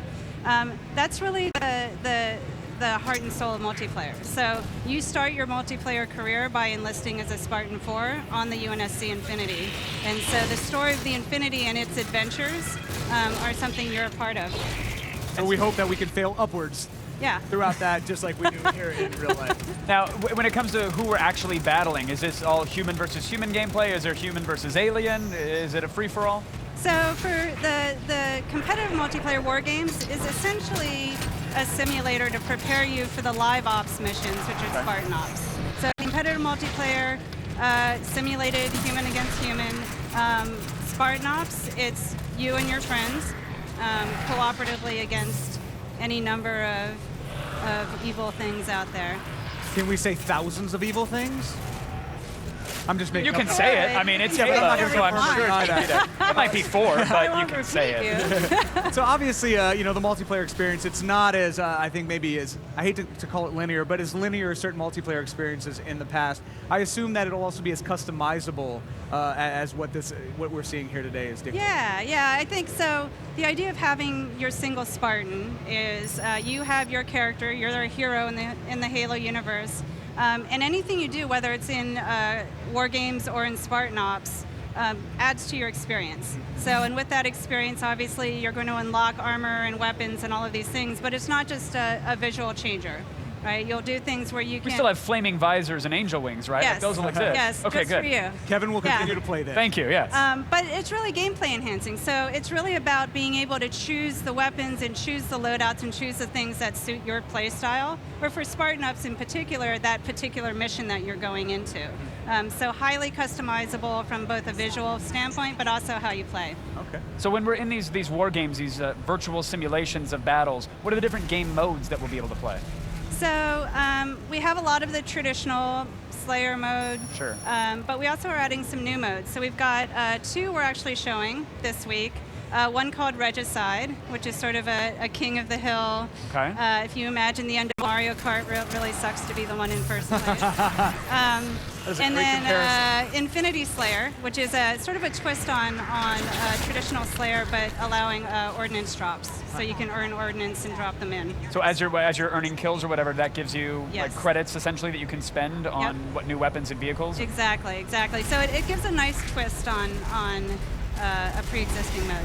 And I want to talk a little bit more about that as well. What are the challenges in kind of expanding on what I assume a lot of people in this current console generation, and then even beforehand, this is really their first multiplayer experience. Yet you guys are still coming out with fresh, new ideas. And I know there was a handoff as far as the kind of the creative control of this is concerned, but the fact that you're still doing new multiplayer for a game that's been out as long as it's had is pretty amazing. Well, we looked at kind of what we felt we needed to do, and part of it is things that work incredibly well. Let's continue to polish them and make them better. And then, people have different tastes, and there's just always more to explore. So, innovation is part of Halo, so we can't not add. Do it? Right. Yeah. I mean, it is. It's a pillar for the game. Does all this multiplayer content, does it feed into this weekly, you guys are doing like an episodic content, right? Where there's like a little machinima involved, where you get a little narrative, and then you play a battle associated with that? Yeah, so Spartan Ops, which is the cooperative side of the multiplayer experience, is basically an episodic co-op adventure, right? So every single week, you tune in, you get a story piece, which will be CG, beautiful CG. A story piece, and the story arc is already established and very long. And then you get 5 missions. So really the idea is, this shared experience with your friends of both a story and a gameplay experience. So really kind of taking that water cooler moment and blowing it out. You get that every single week from launch on? For a season. Okay. Okay. Not for the rest of your life. Just making sure. But the pricing on that first season is absolutely right, because it's important to point out that it's completely free the first season once you get the game. is part of the Halo 4 full game. So it's part of the Halo 4 experience. We cannot thank you enough for making it free and for making this game as awesome as it is. It looks absolutely incredible. Another round of applause for Kiki Wolfkill, everybody. Kiki, very quick, when's it come out? When do we play it? When do we get Halo 4? Oh, I forgot to ask you when. I'm so sorry, Kevin. They want to know when. When can we play November it? 6th. Okay, there it is. November 6th, Kiki Wolfkill, thank you. Okay, we have after the break, we have a very uplifting game. Find out what happens when a fungus brings down the civilization in The Last of Us. Hint, everybody wants to kill you. Oh, great. Yeah. Plus, we finally answered the question that drives us all. Are you prepared for some pigskin? Yes. Legal says we can't actually say the song lyrics, so that's what you get. Madden NFL 13 is coming up after this short break. Are you ready for some pigskin?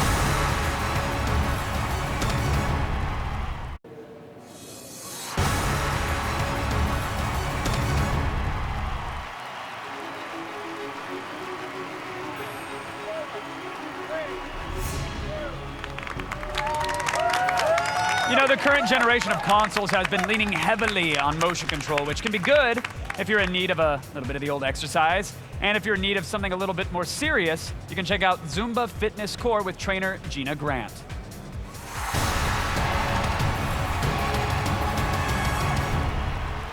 As if walking through the halls of E3 isn't hard enough, I'm on stage about to try out Zumba Fitness Core. My day's about to get a lot harder, huh? That's right.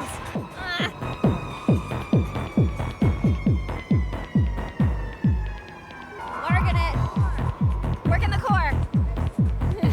All right, Gina, tell me a little bit about this new version of Zumba Fitness Core. Well, this version is actually our new game called Zumba Fitness Core, and a lot of our moves are focused just on the core. So a lot of the routines you see here are going to be moves specifically designed to tighten up your core. I can feel it. Can you? Okay, but realistically, does this really give you a good workout? Well, you tell me. I feel it. I do. You do? I can see it. And I bet you've only done it for about 25 seconds right now. If you keep doing it, you will break a sweat. Okay, well, say like one session. Yes. Right?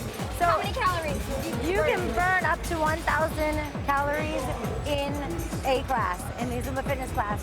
Here you have different classes that you can have different times, and you can set yourself to have an hour class, which you can burn up to 1,000 calories. Okay, cool. Yes.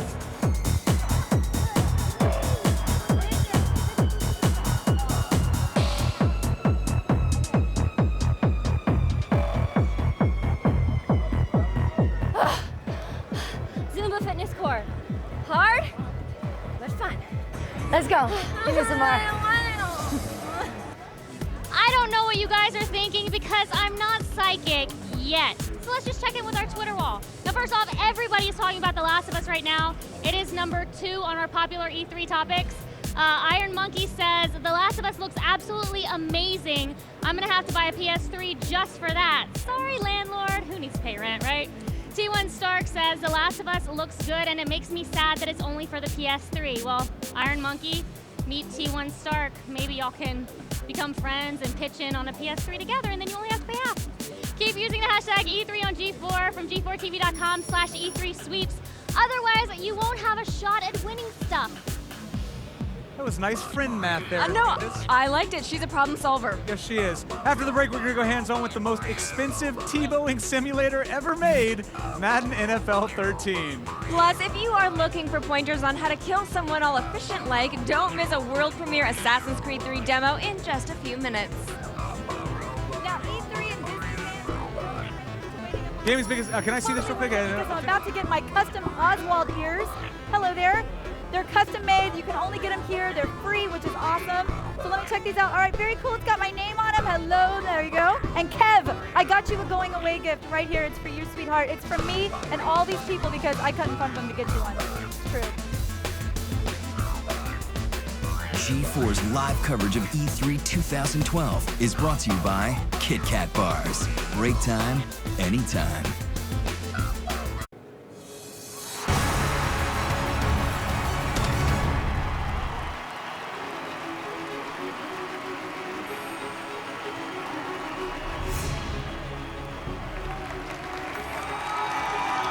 Gaming's biggest sports franchise is back this August, and it officially kicks off our national obsession with football. And since my beloved Saints are gonna have a rough year this year, we should take a look at the only thing that's gonna make me happy in pro football, Madden NFL 13.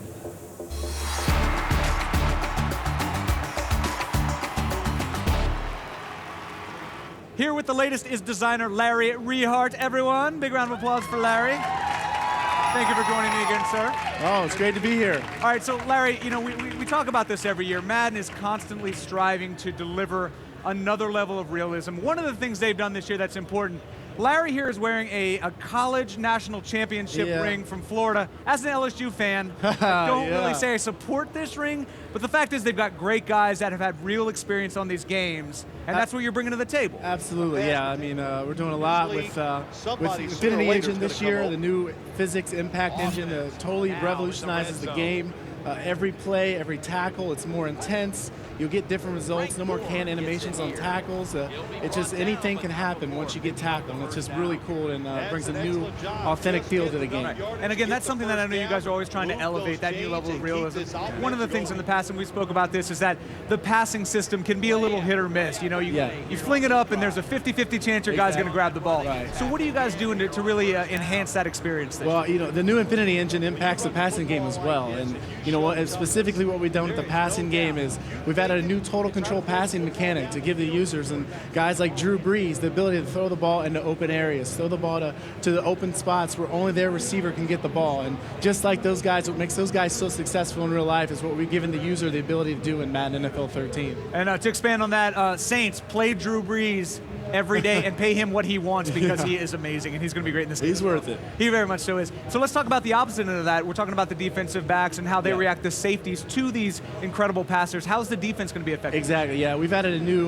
defensive read and react system, so that means that no more psychic DBs. There's nothing more frustrating than making the perfect read, throwing a pass, and a defensive back blindly making a swat or intercepting your pass even, and that's not realistic. So we've made it so that now they have to see the ball before they can actually react to it. And it's just, again, what you see in real life, and that's what happens in our game in Madden NFL 13. I mean, it sounds to me like you've really just pulled back the hood and gone in there and changed some fundamental aspects of the game when it comes to the AI. Absolutely, and it all starts with the new Impact Infinity Engine, and it just goes from there. Right. And let's talk about some of the animations. You know, when you are, let's say the running back's carrying the ball, he slams into the line. What can we expect to see from there moving forward? Anything. I mean, it's totally awesome because depending on the contact, the amount of momentum, who's hitting them, anything can happen. It just doesn't look the same on any play, and it just totally is a brand new feel for the game.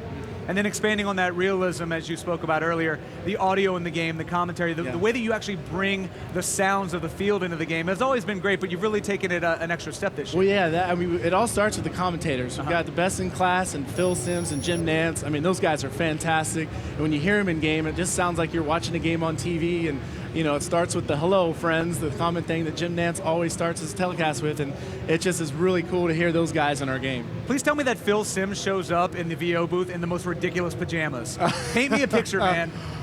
He's got a suit on. He looks good. He's so pro. He's good to go. He's so pro. He's and let's talk about the career mode. This is something in the past I know you're very surprised with. People, when you hear Madden, you expect friends to get together, play a game against each other, and then go their separate ways. Right. But you guys, you've been surprised in the past at just how much people build careers in this game and how much of your player base is playing career mode. Yeah, that's a huge part. And Josh Lumen and the team in Austin done a fantastic job creating the new connected career mode. And what that is the best of online franchise, superstar, and allows you to, you know, if you want to play with Tim Tebow, if you want to play with, you can be Rex Ryan, or you can play with Joe Montana.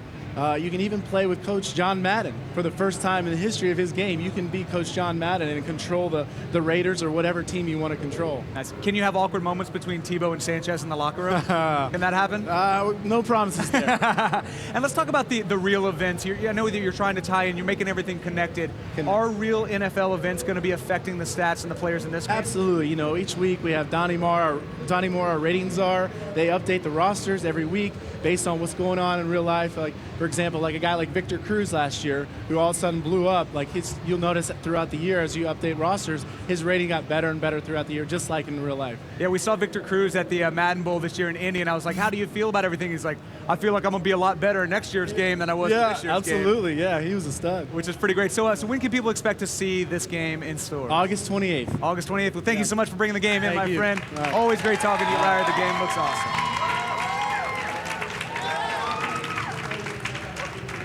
Yesterday, Microsoft announced a new application called Xbox Smart Glass. The goal is to give players more interactivity and a second screen to remotely control the Xbox. Here's the best part. You don't need to buy another device or a special controller. You'll be able to use your own phone or tablet. Here's all the details.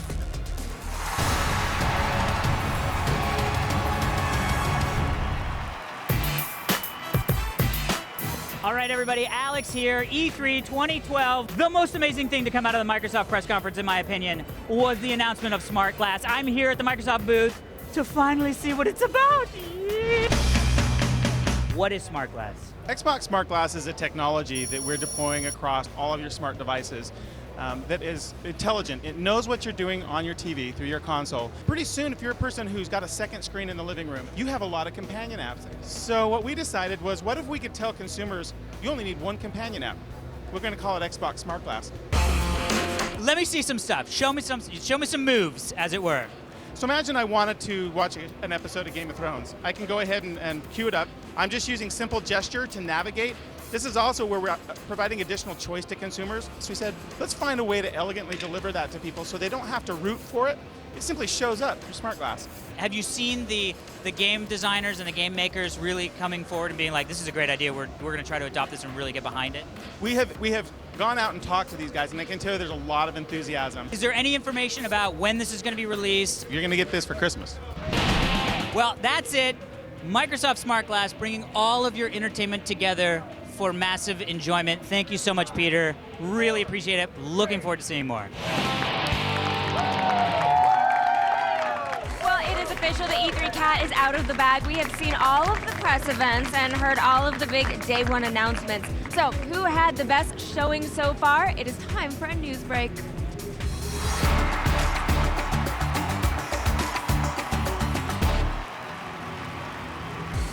Joining me now is Polygon Editor-in-Chief Chris Grant, as well as IGN's Editor-in-Chief Casey Lynch. All right, guys, it has been a packed day. Of all the new titles that we've seen, what has impressed you guys the most?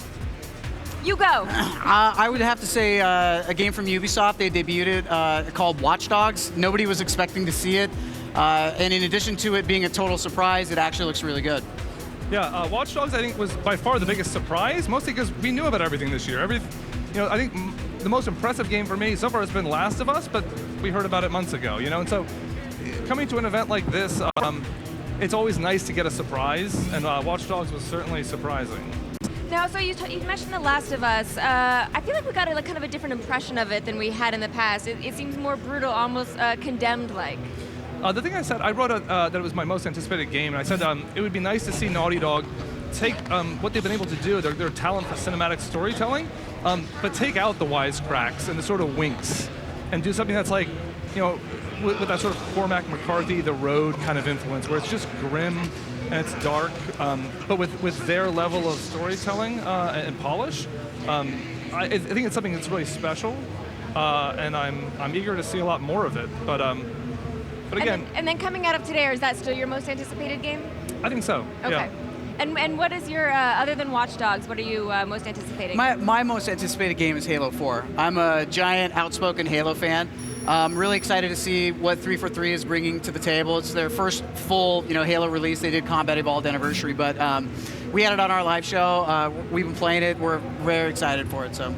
Okay, so now we've seen all of the press conferences. Who do you think really hit it out of the park, and who do you think really didn't do as good a job? Is no an answer? No, nobody? That nobody hit it out of the park?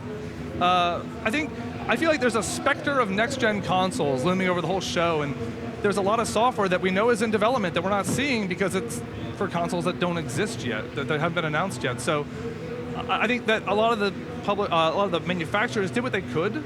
I think the big company who really had to impress was Nintendo because they have shown their next-gen strategy, and I was personally disappointed. I was expecting a lot more out of them. We didn't hear much about their online service, which they've been weak in for a decade. That might have been a little bit, they keep talking about these other press events that they're going to have, online at night. Do you think that's a strategy that works? It's not working for me right now. What's your opinion? I mean, I have to agree. I think Nintendo needed to make us into believers of the Wii U. They needed to show us why we need this tablet and why developers need that sort of tech to develop for. And I just don't feel like they did that. And if anything, Microsoft comes out with the smart glass technology that uses pre-existing hardware. You don't have to go out and buy a peripheral. It's all software-based. It's easy to use and understand. I feel like pretty much across the board, everybody played it safe, and it just sort of was, I don't know, it was just sort of there.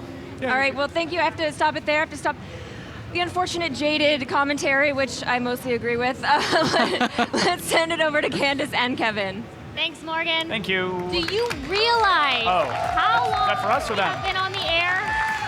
No. Almost 5 hours. What? Yes. Is that why I threw up? Is it exhaustion or is it just my beach body? I think it's exhaustion. Oh, okay. Stay strong because we've still got a world premiere hands-on demo of Assassin's Creed 3 in just a minute. I will remain strong. All right. And you can still do it, vomit. Kevin. Do it. It's your beach body.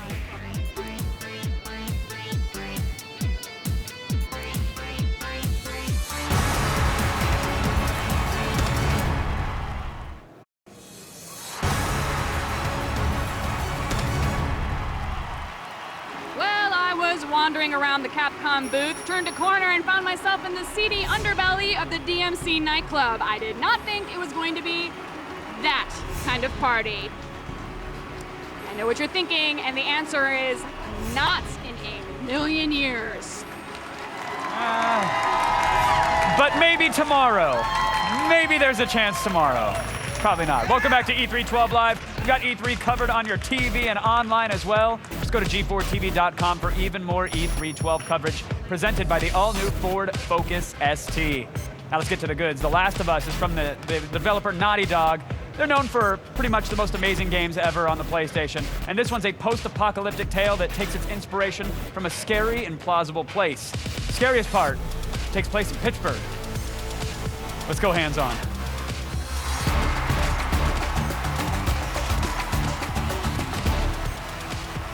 All right, joining me now, lead designer Jacob Minkoff and voice actor Troy Baker, everybody. So, Last of Us, settle down. Settle down, kids. Crazy times here. Last of Us, a survival adventure. I did not know it was inspired by BBC's Planet Earth. Is that true? Yeah, it totally is. I don't remember zombies. Well, there actually are. Insect zombies. Oh, that's right. The little guys that perch and the little things come out of their head. Yeah. The cordyceps fungus. It gets in their head, and then it forces them to go and like climb above the colony, explode all over the other ants, and then they infect everyone else. So we saw that and said, well, there's this moment where the narrator's like, the more numerous a species becomes, the more likely it'll be infected by cordyceps. And we're like, oh, we're pretty numerous. Well, what if it jumped to humans? Right? So then that put it in a realistic situation for us of how zombies could be created in real life. But from what I've seen, I'm sure there's a lot of human on zombie contact and gunplay and gameplay, I'm sure. But from what I've really seen, there's an emotional struggle taking place, more so than human versus zombie. It's almost human against human. Well, yeah, that's what's really interesting to us at Naughty Dog. We're all about character-driven narrative. So for us, it's like the infected, our version of the zombies. Those guys are an excuse to have a world that is destroyed and abandoned. But for us, what's interesting is that the humans in the world are even worse monsters than the zombies. Right, which is happening today, let alone post-apocalyptic Pittsburgh. Right. Troy, what's it like to breathe life into such a whimsical, happy place as this? It's just sunshine and rainbows, Of course. and unicorn farts, and is that what you channel in the booth? That is Throw what on I do. a diamond, sparkly suit. I have unicorn breath that I sprinkle on me, and I have a picture of Blair Herter that I look at for inspiration. It's amazing. I mean, this is to be involved in a game like this. I mean, I was a huge fan of Uncharted before, I even became a part of this, and so to be a part of a game like this is the Shangri-La. It's the holy grail of being in a video game title. What can you tell us about Troy that maybe wasn't on the page that you've decided for the character? For me, the first thing that I keyed in with Joel was that on the audition sides, it came down, there was this one line that says, Joel has few moral lines left to cross. For me, that was the wedding stone for me. That just unlocked everything for me, and that's the kind of guy that he is. We've kind of seen this model of the anti-hero kind of develop over the last 5 years. It's Marcus Phoenix is a great character. Nate Drake is an awesome character too, but finding someone that you can really relate to is I think more relative, and that's really who Joel is. Right. Now, Bruce, what are we seeing here? What is this this portion? I love this part. What we've got here is we're showing off some of the combat in The Last of Us. I think one of the things that we really wanted to show here at E3 is that this is a very systems-driven game. We got the idea of the balance of power AI. An enemy will see you pull a gun on them, and they'll say, "Oh no, you've got a gun. I've got only like a melee weapon, but I better run away." But then you go click, click. Oh no, you're out of bullets. All right, I'm moving in on you. Right? And I love that they recognize those moments too. Absolutely. Like they know, the NPCs know. Oh, you're screwed right now. This is where we charge. Exactly, and also you've got your ally Ellie, who's very, very capable 14-year-old girl, and the thing that you're seeing right that there. Moment. Yeah, we saw that yesterday at the press conference. What a beautiful moment. Right, when she throws the brick, right, she looks around the environment, looks for an object she can use to help you, sees you're out of ammo, flanks the enemy, and takes him out while he's focused on you. And that's all systems driven. I was just going to say, like, how scripted is a moment like this? Because that seems like something that a developer said, okay, here's where your ally is going to do this piece of VO is going to happen, this piece of cover is going to be blown away. But you're saying that that's dynamic, that's happening in real time? That's what we're doing. We're designing what we call a wide linear game. The narrative is linear, but the gameplay opportunities are wide. What if the player goes into the room on the right? What if they don't pick up the ammo? What if they don't go to the place where Ellie can pick up the brick? There are all sorts of different things that can happen, and we're designing systems that take advantage of that. So Troy, that must have meant a laundry list of pages that you were going through in the booth for, okay, this is the grunt we need when you realize you're out of ammo in this sequence, and now here's the grunt we need. That shoulder grunt. We need more punched in the hip grunt. Exactly. I'm not feeling that in the torso. And the thing is that the process, I think everyone's been really trying to find a magic bullet for the way to do mocap and performance capture. And really with the way that Naughty Dog does it, it seems to work. It's kind of the best of the best because we capture everything on the day. So it's the body, it's the face, and the voice. And we really spend the time in the process to make sure that we get as much coverage so it's not just the same repetition thing that the player's hearing all the time. I'm telling you, I'm sure you've heard it a million times here. We're all excited for this game, and thank you for bringing something unique to gameplay right now. Like, I can't wait to be scared crapless. So thank you guys so much for coming on. Thank you. Really Absolutely. appreciate it. Yeah, best of luck. Cheers. Thank you guys. Thank you. Okay, we've got time left for a few more tweets. Now, you guys have been blowing up the Twitter wall today about E3. We've got over 1.6 million tweets. Crazy. Okay, Taylor 9.0 says, due to E3 on G4, you guys will think I'm a nerd because that's all I'm blowing up my timeline with. Well, guess what? I don't care. I love E3. You are in good company. We love E3 as long as it's on G4. Shadow says, several reasons why buying a PS3 was the greatest idea ever. The Last of Us, which we just heard about, God of War, PS3 for the win. Couldn't agree more. Those are great games. And keep using the E3 on G4 hashtag over at g4tv.com/E3 sweeps to enter for a chance to win a game console. Now, all week long. In fact, JAlexG0711 just won an Xbox 360. Congrats! We've still got plenty of prizes to give away. In fact, people tweeting this hour will be eligible to win a PlayStation 3 during tomorrow's live show. Now, this Sunday, don't miss a brand new episode of America Ninja Warrior. You'll see skilled athletes vying for a shot at dominating the world's toughest obstacle course. most will fail.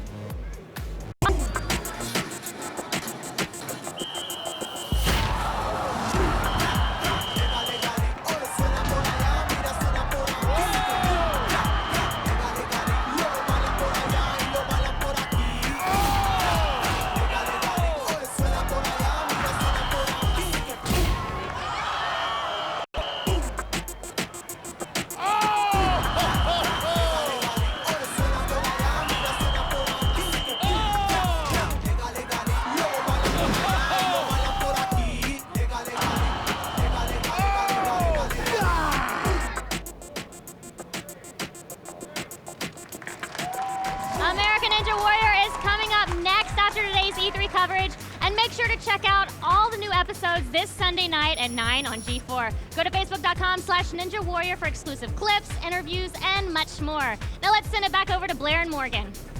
Two people who will never be able to do anything that people do in American Ninja Warrior. Nope. All right, so let's talk about the game that everybody's talking about here on the show. We've been in the Middle East, we've been to Italy, but now Assassin's Creed is coming here to the States.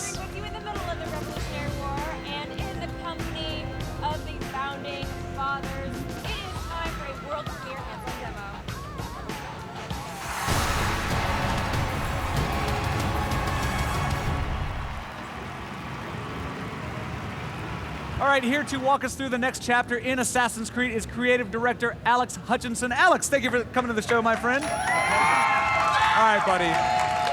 We were talking about this before you came on. You guys showed off this stuff at GDC this year behind closed doors.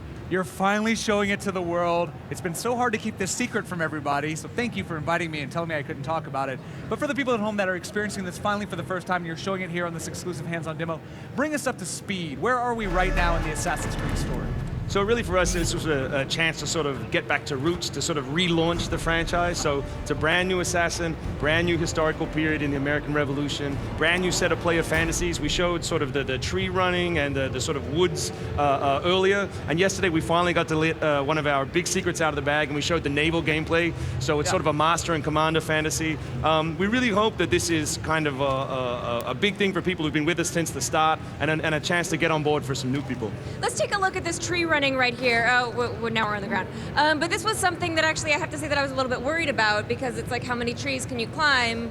The answer's a lot. A lot. Thousands. So talk about integrating that, and was it kind of a new system that you had to develop? Yeah, so basically, a lot of people kept saying to us, Assassin's Creed is about climbing buildings. And so I thought, no, I think Assassin's Creed is more just about climbing.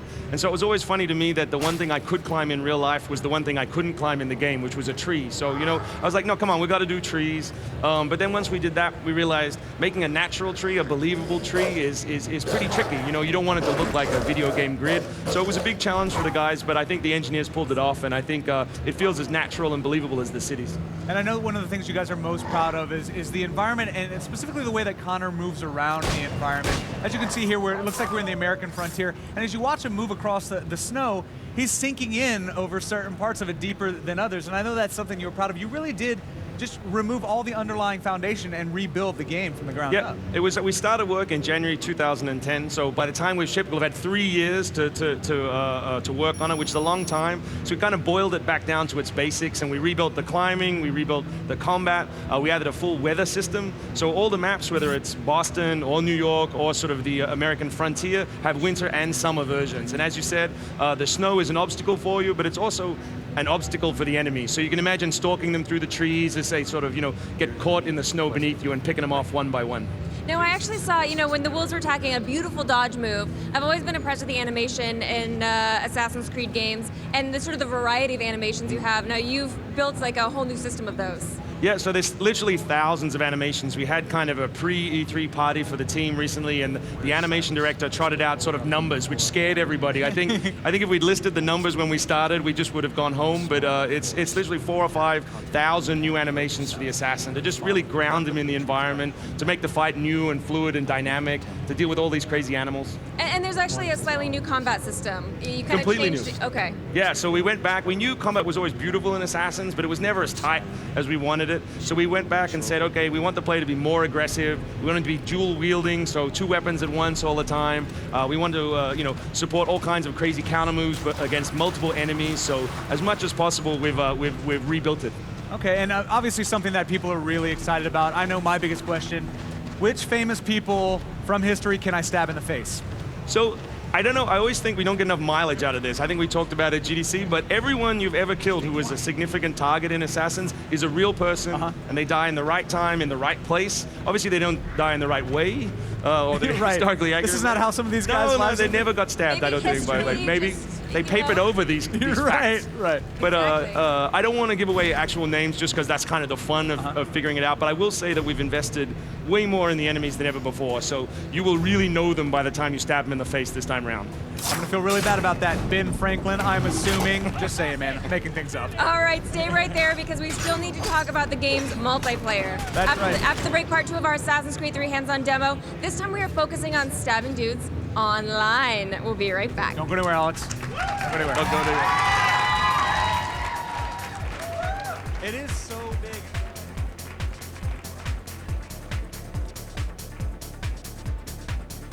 G4's live coverage of E3 2012 is brought to you by the all-new Ford Focus ST. Snow White and the Huntsman, now playing.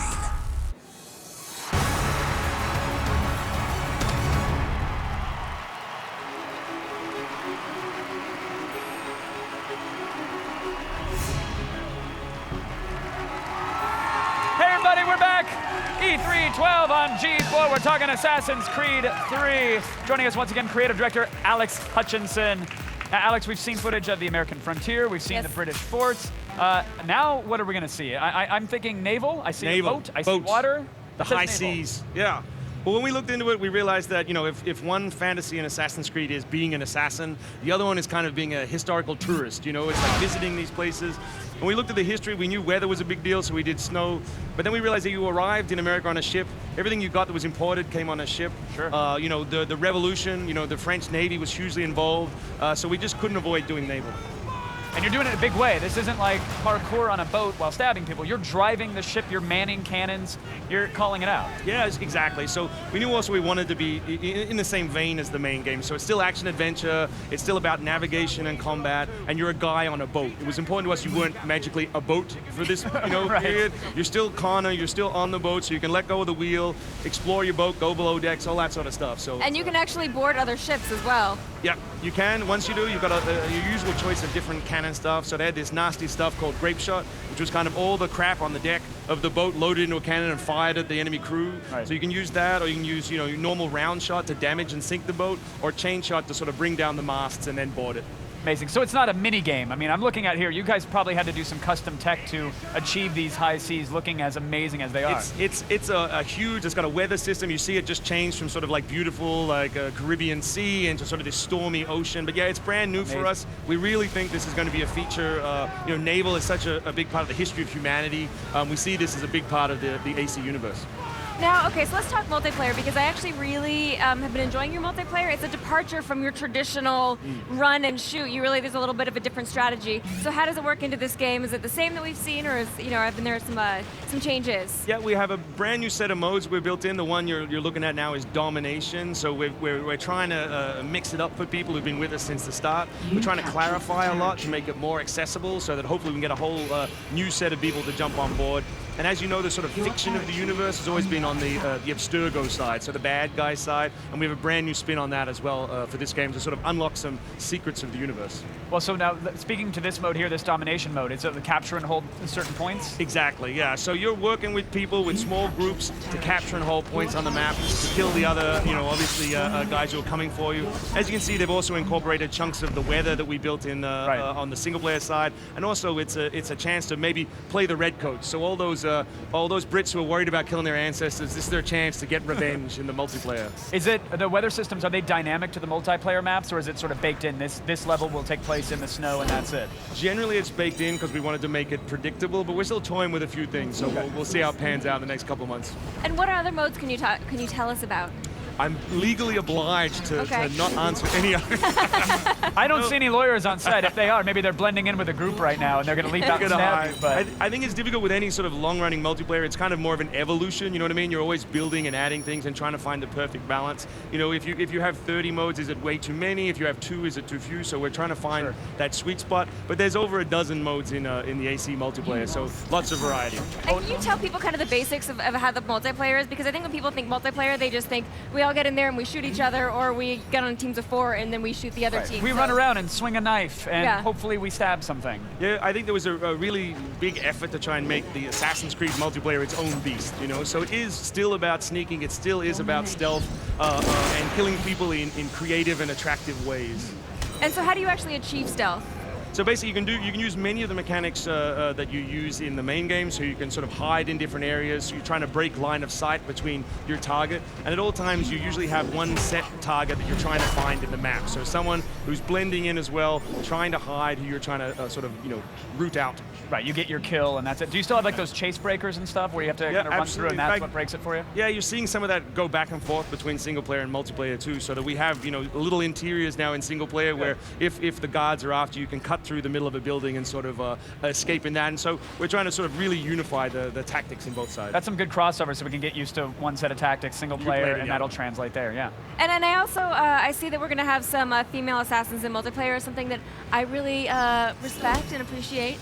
Yep, and I think also if you look at the Vita game that we just announced as well, it's a new assassin, African-American lady in Adeline, and I think it's really cool that we can sort of start to really broaden the universe for AC. How do we start, if we do an online petition, can we get Morgan Webb to be an unlockable assassin? She has been with the franchise from day one and has been a huge vocal supporter. How do we make that happen? How do I make that happen? I think we can make this happen. We'll talk about it after the segment. I think let's get it done. All right, so when do we get it? Yes. The game is out October 30th on PC, PS3, Xbox 360, and Wii U. Wow. All right. A lot of platforms. We can't wait. Thank you so much for coming by. Thank you so much. I appreciate We're huge fans, and we are very excited. Guys, G4's coverage of E312 is far from over. We've got 3 more hours of live TV from this very stage tomorrow. Would you like a little preview? Yeah. Of course you would. Here's a look. Tomorrow, G4's live coverage of E3 2012 continues with more hands-on demos of the show's biggest games. I will lead you to glory! We're going back to the epic world of Tamriel and one of the most anticipated MMOs of all time, The Elder Scrolls Online. Plus, break out your nanosuit. We're going hands-on with Crysis 3. The futuristic franchise is bringing the jungle to the Big Apple. Terrorists, beware! Sam Fisher is planning to hunt you down in a daring revamp of the veteran franchise. We'll take the wraps off of Tom Clancy's Splinter Cell Blacklist. And pack your suitcase. Far Cry 3 is taking you to an exotic island paradise, filled with deadly mercenaries. All that plus exclusive interviews, the latest trailers, and all the news as it breaks. We did it! Yay! We did it. Today was packed with demos, new games. But now it's time to hurt somebody's feelings and say what we liked best. My favorite part. Candace, what say you? I think it's pretty obvious. I'm going to go with Dance Central 3. Of course. Because I love to dance. Even though I think I was getting so many X's because the camera was messed up or something. No, a poor was the blames camera. this tool. Wait, just in case people missed that, what was the move that you tried to perform again for the camera, Candace? We don't want to get hurt here. Yeah, that was it right there. Hey. Better in heels. It's a little hard in heels. I'm impressed. And this close. All right, I'm going to say actually Medal of Honor and Spec Ops: The Line. It's nice to see some kind of alternative shooters coming out. We see a lot of Call of Duty, which obviously is a great game and we really like, but it's nice to see something a little bit different.